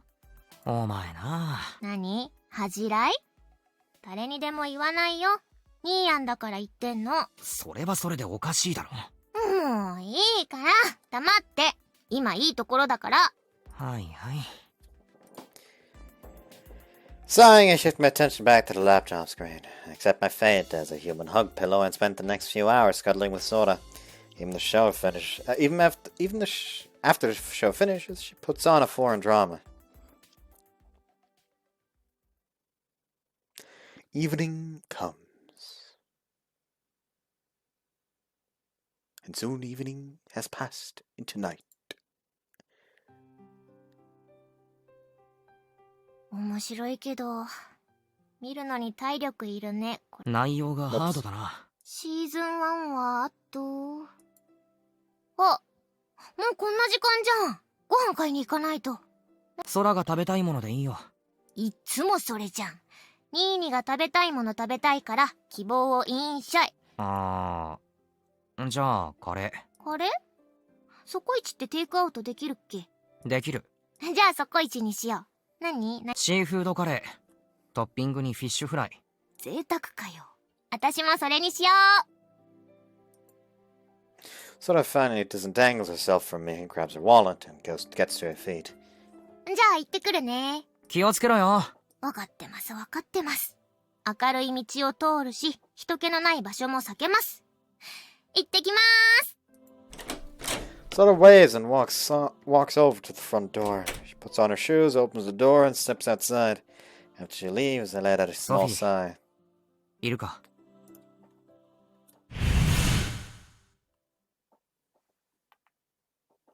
A hole in space appears immediately. A familiar stuffed animal appears from the rift and settles down on the table. 何かしら？ゴーストは？何も知らせていないのが答え。じゃあ異世界人の方も。何もないわね。報告できることは。高峰は？動きなしね。まだ気づいていない。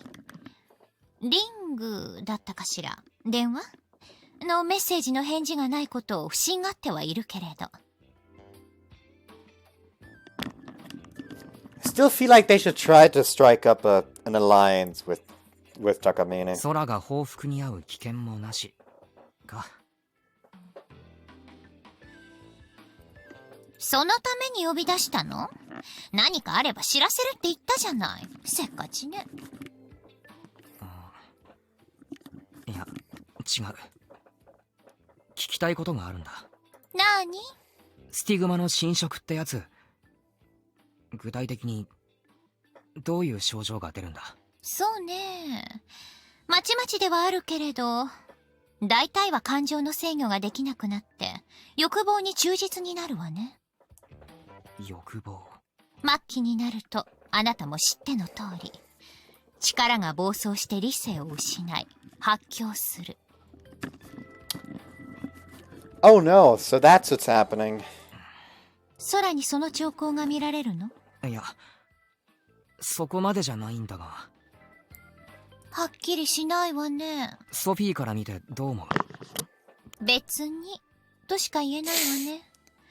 まだ空のことはあまり知らないし、ブラコンなのねとしか。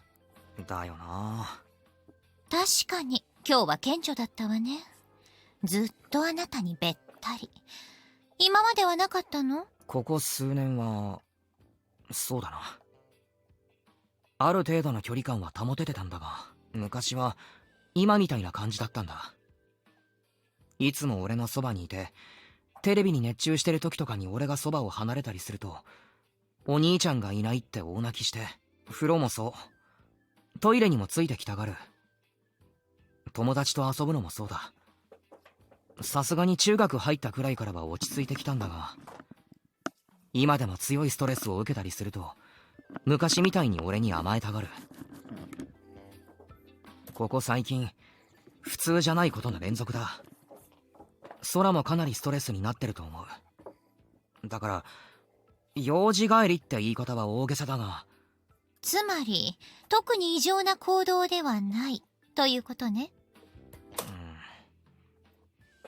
そうだな。それなら心配ないわよ。と言ってあげたいところだけれど。Sighing, Sophie raises both her tiny arms 付き in 合 a いの shrug. 長いあなたが違和感を覚えたのならば、異常の前触れと考えた方がいいでしょうね。アーティファクトとの契約を解除する方法を教えてくれ。あるんだろ？あるけれど。教えられないか？空の能力が解除されると、ゴーストが野放しになるから。あなたはどう思っているか知らないけれど、そこまで冷淡じゃないわよ、私は。準備はもう進めている。そうなのか？けれど、その準備がまだ整っていないの。錬成には時間がかかる。錬成？薬か？アンブロシアという霊薬があるの。仮死状態にすることでアーティファクトを騙し、契約を解除する。仮死状態か。魂を休眠させると表現した方が正しいかしら。実際に死ぬわけではないわ。眠りにつくだけ。そこまで物騒な薬じゃないってことか？ただし。 Sophie's voice grows serious. I can tell whatever's coming isn't going to be good, and I furrow my brows in 人を worry. 殺すことなくアーティファクトを回収できる薬だから、当然ストックはあるわ。そのストックを空に使うこともできる。できない理由があるんだな。はるか昔に枝分かれしたとはいえ、元は同じ人間。けれど、私たちはアーティファクトを扱えるよう進化し、あなたたちは科学と呼ばれる力を発展させた。Okay, so she is admitting to the fact that the two worlds used to be one. 魂という概念にあなたたちは無知で、その扱いにとても未熟。刺激が強すぎるようなの、従来のアンブロシアは。前回こちらの世界の人間に使用したら、そのまま目覚めなかったわ。マジかよ。じゃあ実質アンブロシアってやつでは。最後まで聞きなさい。あなたたち用に効果を弱めたアンブロシアを今作らせているの。ゲートが開いた時点で錬成を始めたから、もうすぐできるけれど。あと数日はかかる見込みよ。そうか。数日か。それなら。楽観視もできないけれど、今の状態なら大丈夫でしょうね。もしスティグマの侵食の影響はないって結論が出ても、その薬を使わせてくれるか？力を完全に御しているなら使う必要はないわよ。暴走の心配なんてないから。そういうのに関係なく契約は解除させたい。やっぱり空はこういうのに向いてない。妹思いね。ま、いいわよ。結論なんてそう簡単に出せないし、暴走されるのも後味悪いし。I don't know why I keep doing this. 錬成が完了したら1本あげるわ。好きに使いなさい。More messages. They didn't reply while I took my break earlier. ありがとう。I bow my head to Sophie. I expect Sora's gonna be pissed, but I wanted to get rid of her artifact as soon as possible. The ability to manipulate someone's presence is a powerful weapon to have on our side. But I don't want Sora risking herself, even if she relinquishes her artifact. I should be able to take it in her place. I'm sure that will be for the best. 他に何かある？ないのなら帰るわよ。あなた、気軽に呼び出しすぎなのよ。悪い。もう。Go now, but Right as I'm about to finish my sentence, I think of something else. It's not urgent, but it's been on the back of my mind since this conversation started. I was so focused on the immediate question that I almost forgot to 聞いてい ask. いか。答えられるかは質問による。そんな薬があるのに、どうしてイーリスはユーザーを殺して回ったんだ？殺して回る？こちらではそういうことになっているの？伝承ではそうなってる。ユーザーを1にしてアーティファクトを回収していたみたいだ。ふーん。 Sophie seems both interested and somewhat displeased. She already admitted Iris was the Evil Eye's original user, but it seems those old legends are less accurate than I gave them credit for. At least I assume that's why she looks so unhappy. Sophie mulls my question over for a これくら few いな seconds. ら話していいかしらね。私の所属する組織のことは話したわよね。セフィロトだよな。アーティファクトを管理している。その通り。実はセフィロトは2つ存在するの。わかりやすく言えば、そうね、穏健派と過激派といったところかしら。ソフィーは穏健派ってわけか。そうね。できる限り犠牲は出さないよう立ち回る。もちろん必要であれば非常な決断もするし、命も奪うけれど。イーリスもやむを得ない状況下だけよ。ユーザーを石にしたのは。けれど、やむを得ない状況が常態化している連中がいる。それが過激派。そうなるわね。今までは互いに干渉することはできなかったけれど、別の世界で対立することになるなんてね。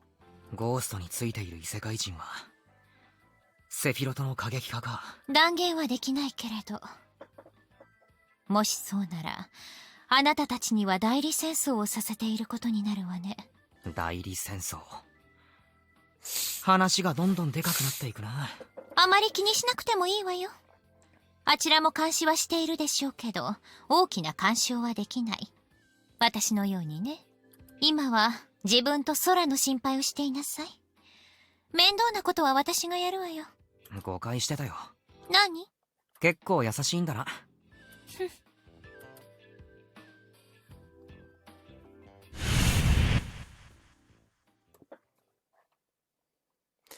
Sophie smirks and slips through her interdimensional rift. Man, she could at least say something. I guess even if she's ultimately pretty nice, she's still a bit twisted. Still a little twisted. Well, I guess that was a pretty cliche thing of me to say, so I can't blame her. Anyway, with this sort of should be free of her burdens in just a few days. All that's left is to see whether I can manage without her. To be honest, I have my doubts. Even when I was back into a corner, my artifact still didn't awaken. There's got to be some kind of trigger to activate it, though. I guess everyone else just knows instinctively how to activate it, while I... なあ、ソフィー。まだいるか？聞きたいことが。あなたは私を気軽に呼びすぎすみません。こっちの都合を考えなさいよ。もう。はい。まったく。Sighing, Sophie ducks back into her portal. She does have a point. I ought to be considerate of the fact that she's got her own life. 腹減ったな。I muttered to myself to fill the uncomfortable silence. At any rate, being hasty won't help anyone. For now, all I can do is wait for Sora to come back home.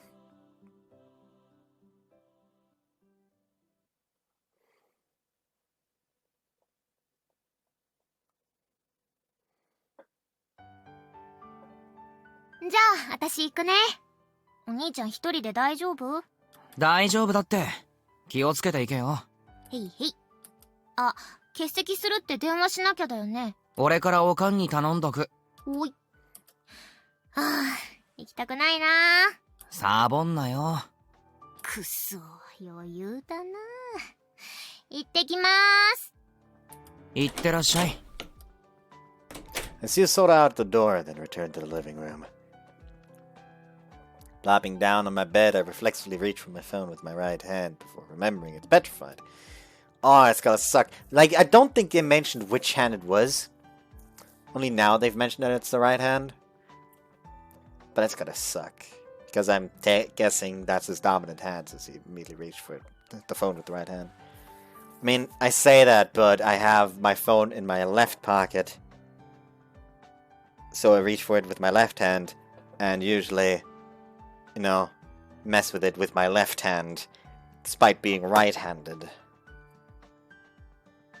Oh well, he can petrify punch people easier now. My arm and leg seem to be doing better than yesterday.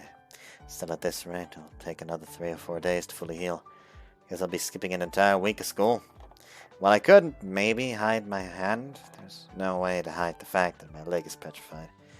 Now then, how am I going to explain this to Mom? I can tell her my cold is still bad, but I know I've been sick this long before, so she'll probably get worried. Whatever, just call her. Pick up my phone with my left hand and call home. After a few seconds, someone picks up. もしもし、母さん？俺だけど。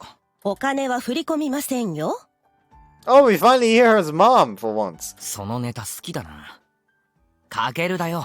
詐欺じゃないってな。あんた風邪大丈夫なの？大丈夫じゃない。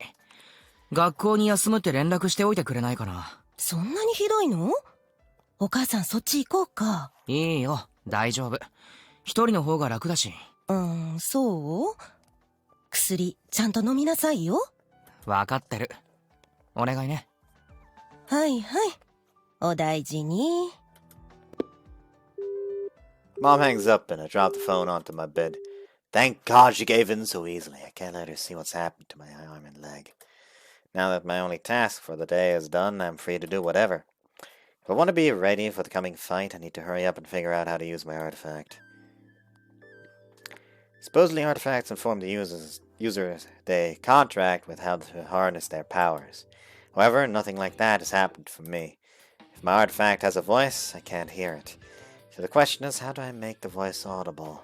How do I start understanding what it wants to say? After thinking about it for a long time, I finally hit on an idea. Meditation. According to Sophia, two worlds were originally one. The point of divergence was people learning how to use artifacts. Therefore, once upon a time, before they split, people in this world were able to use artifacts. Buddhism has a concept called Zen, where you focus your mind by cutting off all distracting thoughts. Considering how long ago the practice started, perhaps it was originally developed as a method to communicate with one's artifact. That is actually a very good idea. Like, weird mental powers don't just spark out of nowhere. There's gotta be a potential in this world for them to develop as well. This basically to start and then be developed from then on. So something that also exists in this world, probably, must have been the start of this. So if I can reach total concentration with the meditation, I might finally be able to awaken my artifact's power. I've called all day to dry, so I may as well see how far I can get. Mark my words, or artifact of mine, I'll find you if that's the last thing I do. I slide onto the floor and sit in a cross-legged meditating position. I think Sophie's just gonna show up like, what the fuck are you doing? And then take a deep breath and let it out. Finally, close my eyes.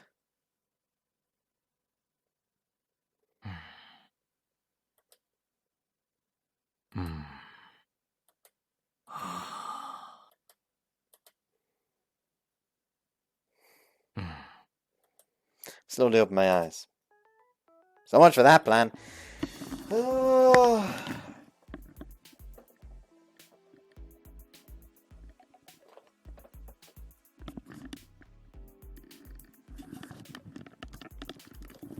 As I should expect, that what kind of moron assumes Zen has anything to do with artifacts? I mean, you can't know for sure. You don't know you don't know enough about artifacts. I don't even know where my artifact is. Why did I think I'd be able to hear it? It's supposed to always be teleporting somewhere close to me, but I haven't seen anything artifact-like around me at all. Besides, everyone else is able to hear their artifact just fine without going through all this meditation crap. If I can't hear my artifact, then it's because I'm completely lacking in talent, or because my artifact is too weak to be noticeable, or because I'm actually not a user at all. Here's the thing. It could be a newly sparked one, or an older one, which would require it to have different things going on. But I seriously think I'd just huddle up on the floor for a few seconds and zen up my powers. but I don't even know the first thing about artifacts. Rather than wasting my time trying weird things, I'm better off asking someone who does know something about them. She'll probably be mad that I'm calling her again, but this is important. ソフィー、少し話せないか? Collector. No response. Either she's busy or she's ignoring me.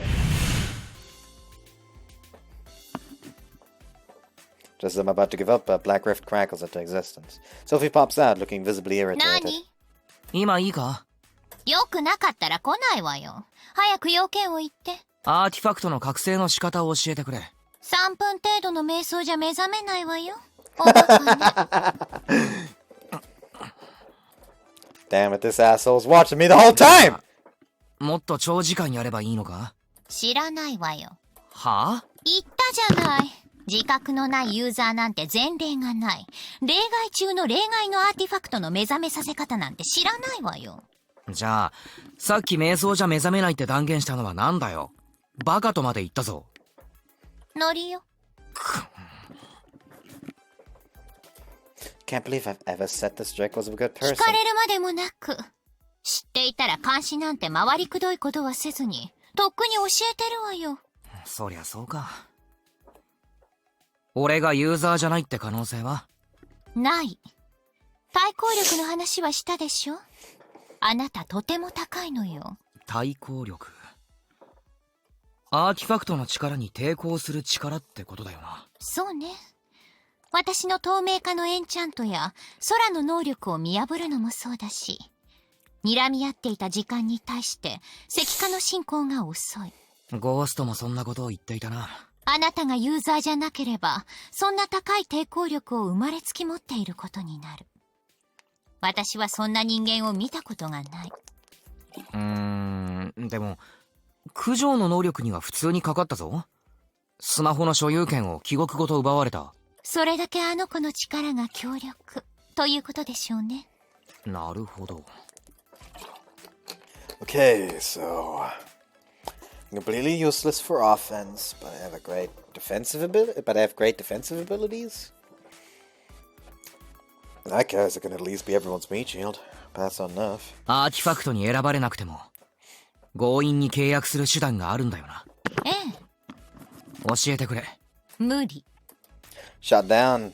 Expected an answer, but I thought she'd at least この consider 後 it. に及んであなたを信用できないというつもりはないけれど、大きなリスクを伴うのよ。暴走だの発狂だのが待っているのなら、まあそうだよな。わかるんだが、力を得たい気持ちもわかるけれど、落ち着きなさい。経験上、そういう人間ほど自滅しやすい。あなたがまずすべきことは自覚すること。得意点であると。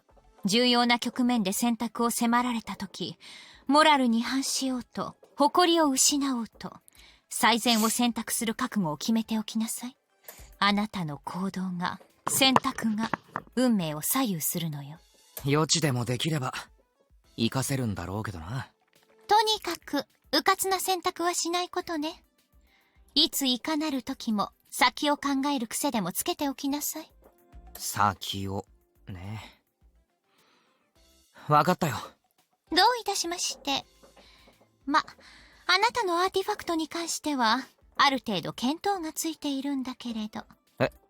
じゃあ教えてくれよ。どんな力か。不確かなことはあまり口にしたくないの。もっとも、知ったところでどうにもならないでしょうし。それはそうだが。自分で探求なさい。案外、それが覚醒の鍵かもしれないわよ。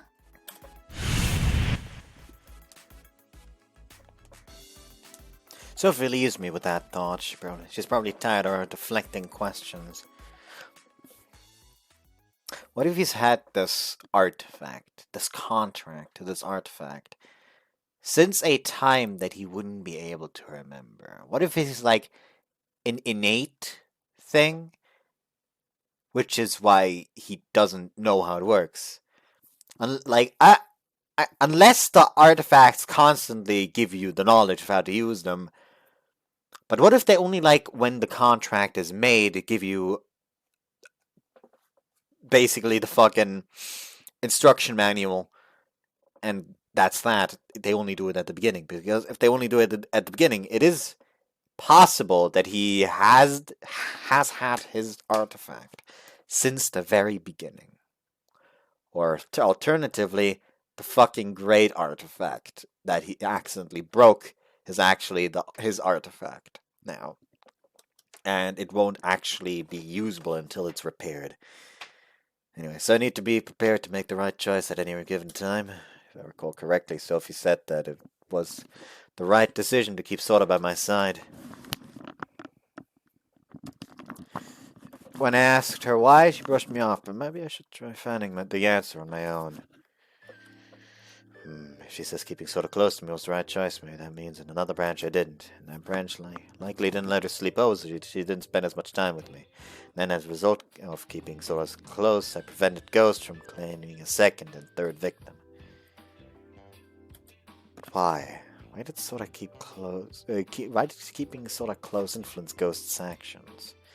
What's that thing called? The butterfly effect? Apparently the smallest decisions can cause huge ripples in fate. Somehow keeping Sora by my side stopped Ghost from going on a killing spree. But hold up, does that mean, like, my choices of what I have for dinner yesterday was of massive cosmic significance too? If I'd picked the katsu curry instead, or hamburgers or something, would it have caused a change in the timeline? Maybe it's not just important decisions, but even trillion ones that can alter fate. そんな力制御できるかよ。 I flop back down onto my bed and roll around. The tiniest choice could save us, or doom us. If I want to harness my power as a singularity, I'd need to be able to read the future. I can only make the right choices if I know what happens as a result of them.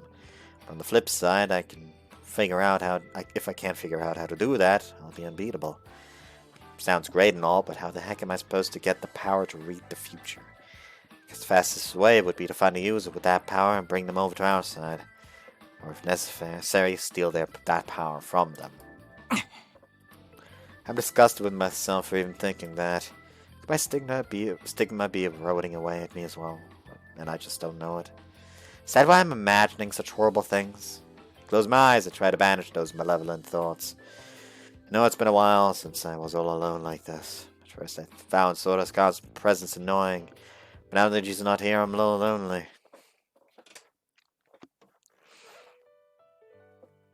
Aside from answering a worried text from Kujo, I haven't done much of anything today. After eating the sandwich Sora bought me for lunch, I just curled up on the floor and took a nap for most of the day. And now it's evening. Sora should be coming home soon. I get up and check my phone. Looks like she has already sent me a message. Apparently she's stopping by the house first to pick up some more clothes. I text back, sounds good, then put my phone down. Now then, what to do? I guess the problem is there's nothing to do. I seriously got nothing done today. Kujo offered to come by and cook me dinner, but I felt bad for always making her cook for me, so I declined. Maybe I really should have asked her to come. Who knows, I might have had a flash of inspiration if I discussed my artifact with someone else. Well, too late now. Oh. The doorbell rings, interrupting my thoughts. Maybe it's Kujo? No, she wouldn't drop by without calling first. It's probably some door-to-door salesman. I can hardly go out and talk to someone looking like this. And if it's a salesman, I can just ignore him. Or maybe not. おーい、いるの分かってるんだぞ。開けろ Ah! I recognize that voice. What's she doing here?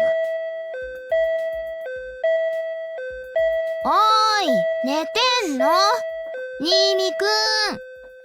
かけるくん。 She mashes the doorbell while yelling at me. Why is she acting like a grade schooler visiting a friend?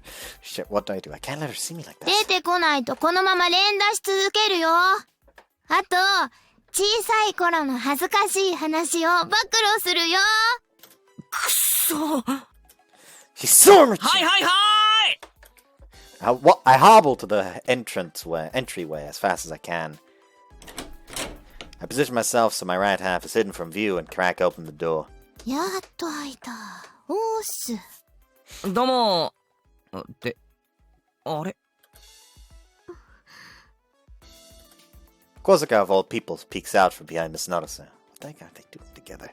If I can dwell it in any further, Miss Naruse wedges a foot into the 入れ doorway. たくないみたいな雰囲気プンプン出してるけど、上がらせてもらいます。I obviously don't. You obviously don't want me coming in, but that's too bad, Buster Kills. Satsuki! Miss Naruto shoves the door open. I'm in no condition to keep her out and end up stumbling a few steps back. 風こじらせてる割に元気じゃん。As she's taking off her shoes, Miss Naruto glances at me and does a double take. Her expression grows grave. She's staring right at my stone leg. Crap. その足。いや。あ、テモじゃん。粘土遊びでもしてたの？粘土。そうっすね、そうっす。ちょっと肩取ってて。なわけないでしょ。Wrecked. I'm not wriggling my way out of this one, am I? 詳しく聞かせて。あ、小坂さんも入って入って。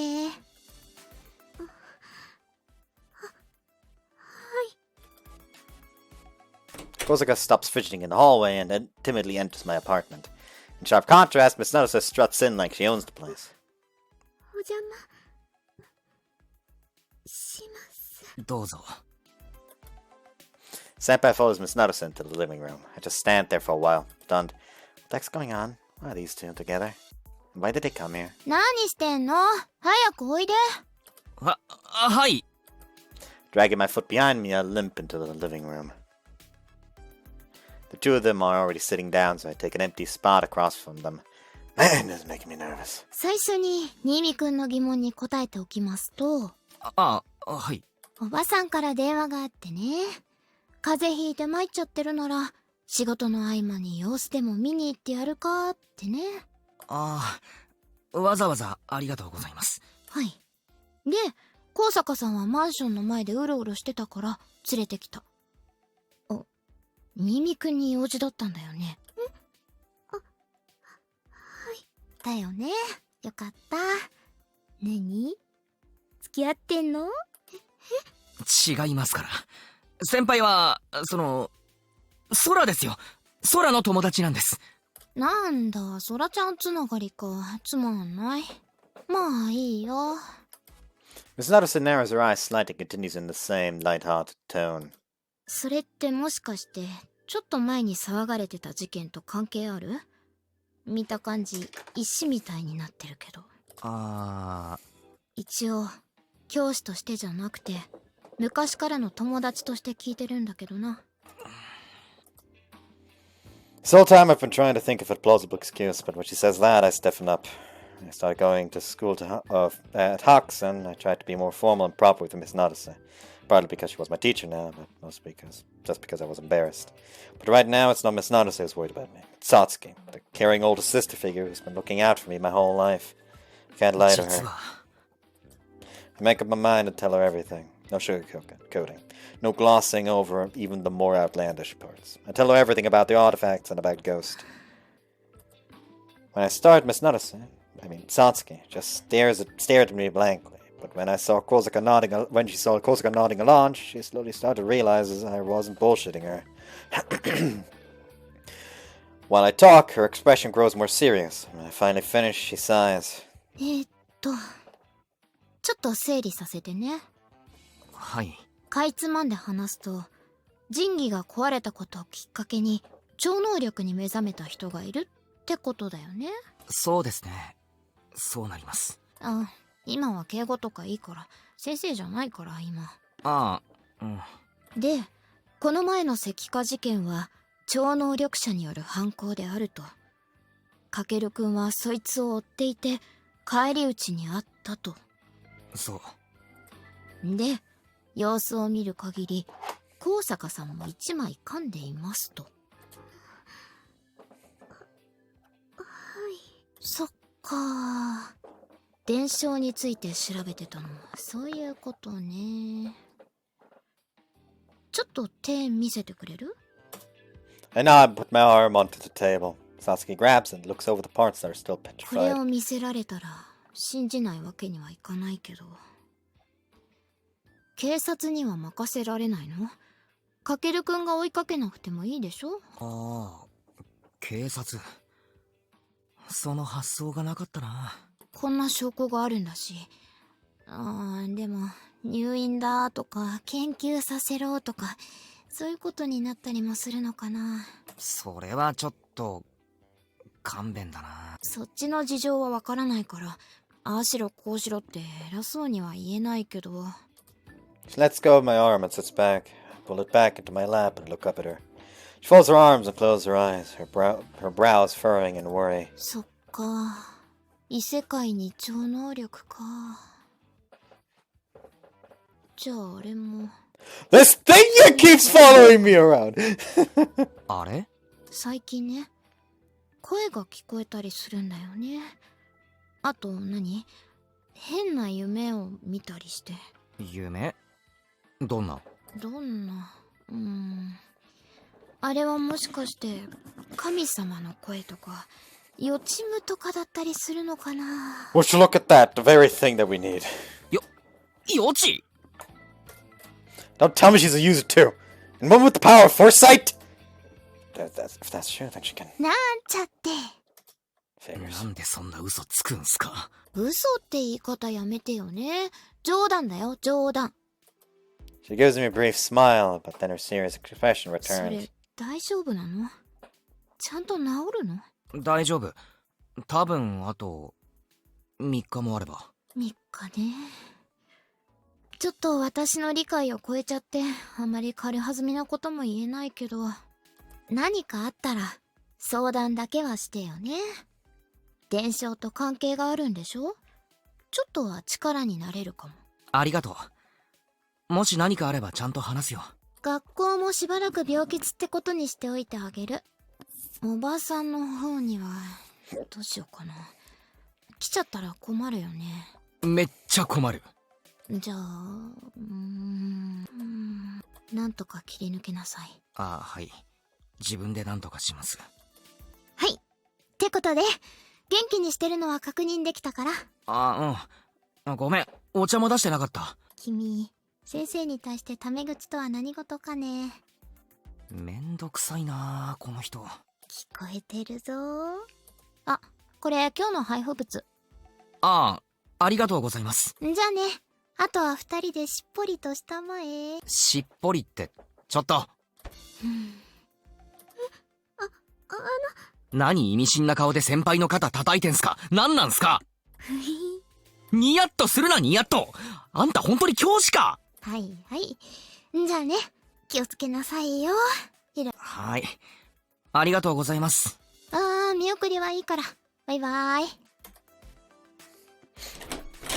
Satsuki, alright. I guess Miss Narasa waves me off when I try to stand and heads over to the entryway. じゃあねー。はい。ありがとうございました。The door slams shut and I slump back into my seat. Now then. And now I'm alone with Senpai. But I wasn't expecting this. I solemnly swear, sex is the last thing on my mind right now. I'm not hoping for any kind of romantic development. Nope. The two of us fidget around silently, though probably for different reasons. But eventually the silence becomes too much for me to bear. I've got to say something. 今日は、もしかして、お見舞いに来てくれたんですか？ She glances at me for a second and looks away. I know her well enough by now to understand that she's not ignoring me, but rather desperately thinking of how to reply. She's alone with a guy. It's gotta be traumatic for her. There's no telling when she might swamp over to her other personality. 空はまだしばらく帰ってこないんです。もし空に用事があるなら、明日にしてもらった方がいいかもしれません。She finally manages to speak, but all that comes out is faint stammering. Embarrassed, she blushes and shrinks back. Rather than rush her, I sit back and wait for her to feel comfortable speaking.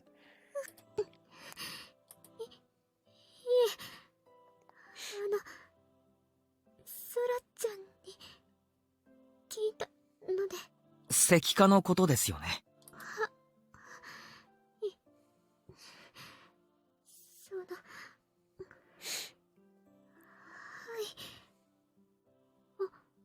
お見舞い具合どうかなって。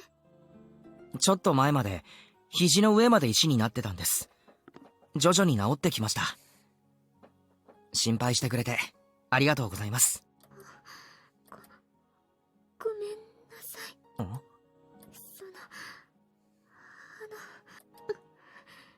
私がゴーストさんに息合わせてしまった。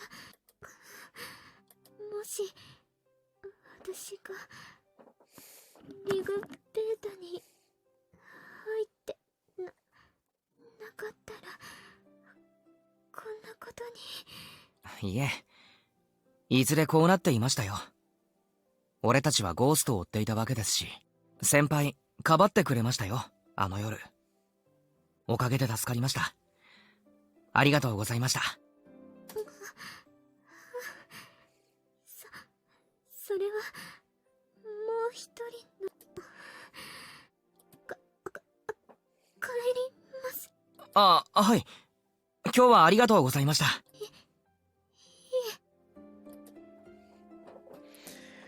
Korsica looks down and gets to her feet. She turns around halfway, then stops as if she remembered something.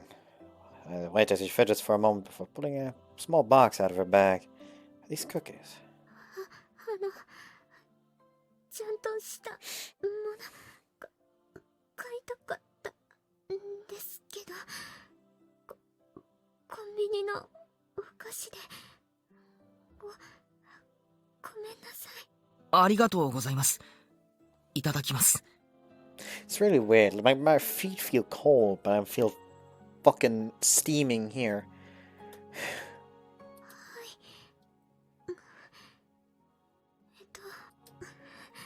お邪魔しました。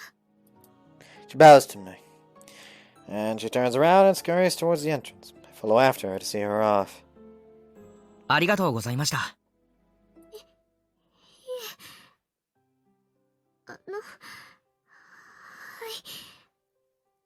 お邪魔しました。 Senpai puts on her shoes, bows to me again, and leaves my apartment. She never did swap personalities. I guess that means she's gotten a little more comfortable with me. She even bought me cookies. Man, what's going on? First Kujo, then Korsica. I guess Yuki was here too, technically.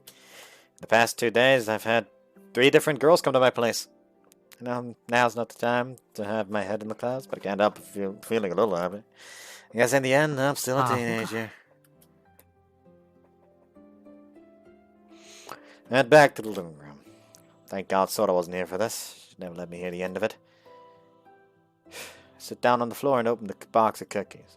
I expected I would wind up spilling the beans to Miss Narissa, but the important thing now is how will that choice affect future events? Hope it influences them in a good way. I munch on a cookie as I mull over my day.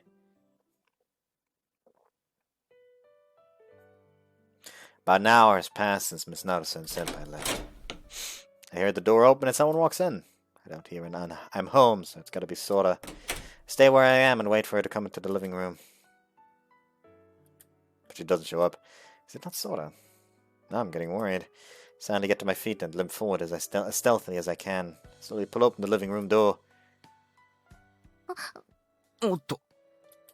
Sora's standing right there. I almost ran into her. She seems surprised too, and she stares at me, rooted in place. タイミング悪かったな。おかえり。ただいま。 Sora brushes by me and drops her bag onto my bed.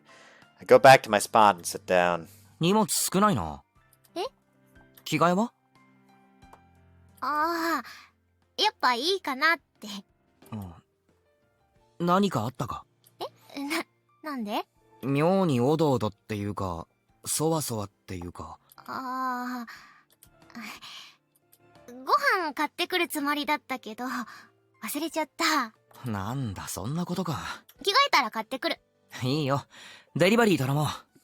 いつも買いに行ってもらうの悪いしな。別にそんな大変でもないけど。いいからちょっと待ってろ。I wake up my laptop and open a delivery website. 好きなの選べ。いいの？どうぞ。Sora sits down next to me and pores over the choices. She slowly scrolls the menu wheel, perusing the restaurant list. When she reaches the bottom, she scrolls back up instead of going to the next page. ピザってあり？あり。好きなのどうぞ。本当にいいの？私の好きなので。いいよ。注文済ませちゃってくれ。Sora clicks the link on for a delivery pizza place and happily goes through the menu. Pizza, huh? We're seriously splurging here. Fortunately, our parents didn't mind that the two of us are always eating out or ordering delivery. I grumble a lot about how they're too nice to Sora, but when all's said and done, I pamper her a lot too. M サイズ2枚3枚そんなに食えないだろ。ニーニの明日のお昼にできるなーって思って。2枚でも余るんじゃないか？サイドメニュー頼んだら？そっか、サイドか。ポテトとフライドチキンとあとシーザーサラダ。飲み物は？せっかくだしコーラ。じゃあ私も。デザートはいらない。ほいほい。So advances to the payment screen and fills out all the necessary information. She has actually memorized my address. It's kind of impressive. できた。ご苦労。お金準備しといて。ご飯用の財布私のカバンに入ってる。へいへい。I pull Sora's bag over to me and fish around in it for her wallet. Meanwhile, Sora starts changing right in front of me. Even though she's the one changing in plain sight, she's probably gonna give me some bullshit about it, like don't peek. Since I don't want to have to deal with it, I take her bag and get to my feet. どこ行くの？着替え終わるまで台所にいる。いいよ別に。俺が良くない。いいってば、気にしないから。だから俺が。環境設定だよ。いてよ。Her expression grows serious. There's a hint of desperation in her voice. Surprised, I turn around, and Sora is staring at me intently. Whoops, I did not mean to make myself vanish there. 別に見なくていいからさ。いてよ。そばに。わかったよ。ありがとう。I go back to my seat and turn away from Sora. The sound of rustling clothes. I don't know why, but it leaves me anxious. Sora's been trying to pretend nothing happened. But I know for sure. But now I'm sure that's not true. If she's not telling me that's something I can't do anything about, or she doesn't want to burden me while I'm injured. She's more considerate than she looks, so chances are it's the latter. I could force her to spit it out, but damn it, normally I'd just ask her what's wrong. But thanks to Sophie's lecture earlier, I can't help but overanalyze every single decision I have to make. What's the right thing to do here? お兄ちゃん。So her slender arms wrap around me. She presses her weight against me, warm and fragile. どうした？環境設定だよ。We're safe again. 空。好き。は。It's so out of left field that for a moment my mind goes blank. It's just like, it's a serious moment where it's just like, just nothing going on. Nothing serious going on. Suddenly...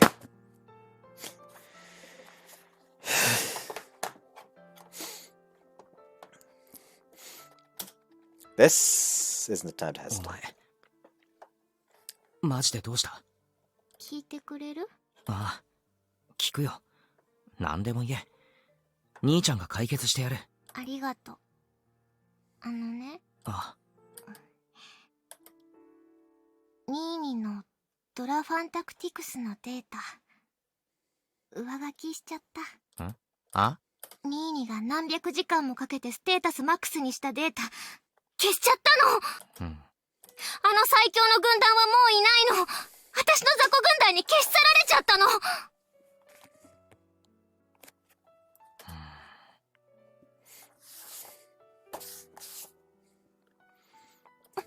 I'm very shiny. ニーニ、私は待ってるよ。今さら怒るものか。俺はお前を許すって言葉を。ちょっと離れて。やだ。離れてくれる？嫌です。離れろ。やだ、叩くもん。叩かない。ほんと？殴る。やだ、ごめんなさい。なんでさ、お前はさ、そういうことするかな？つうか、お前あの手のゲームやんねえだろ。わざとじゃないです。ちょっとレトロなゲームやってみたかったんです。事故なんです。事故って。お前さ、ほんとさ。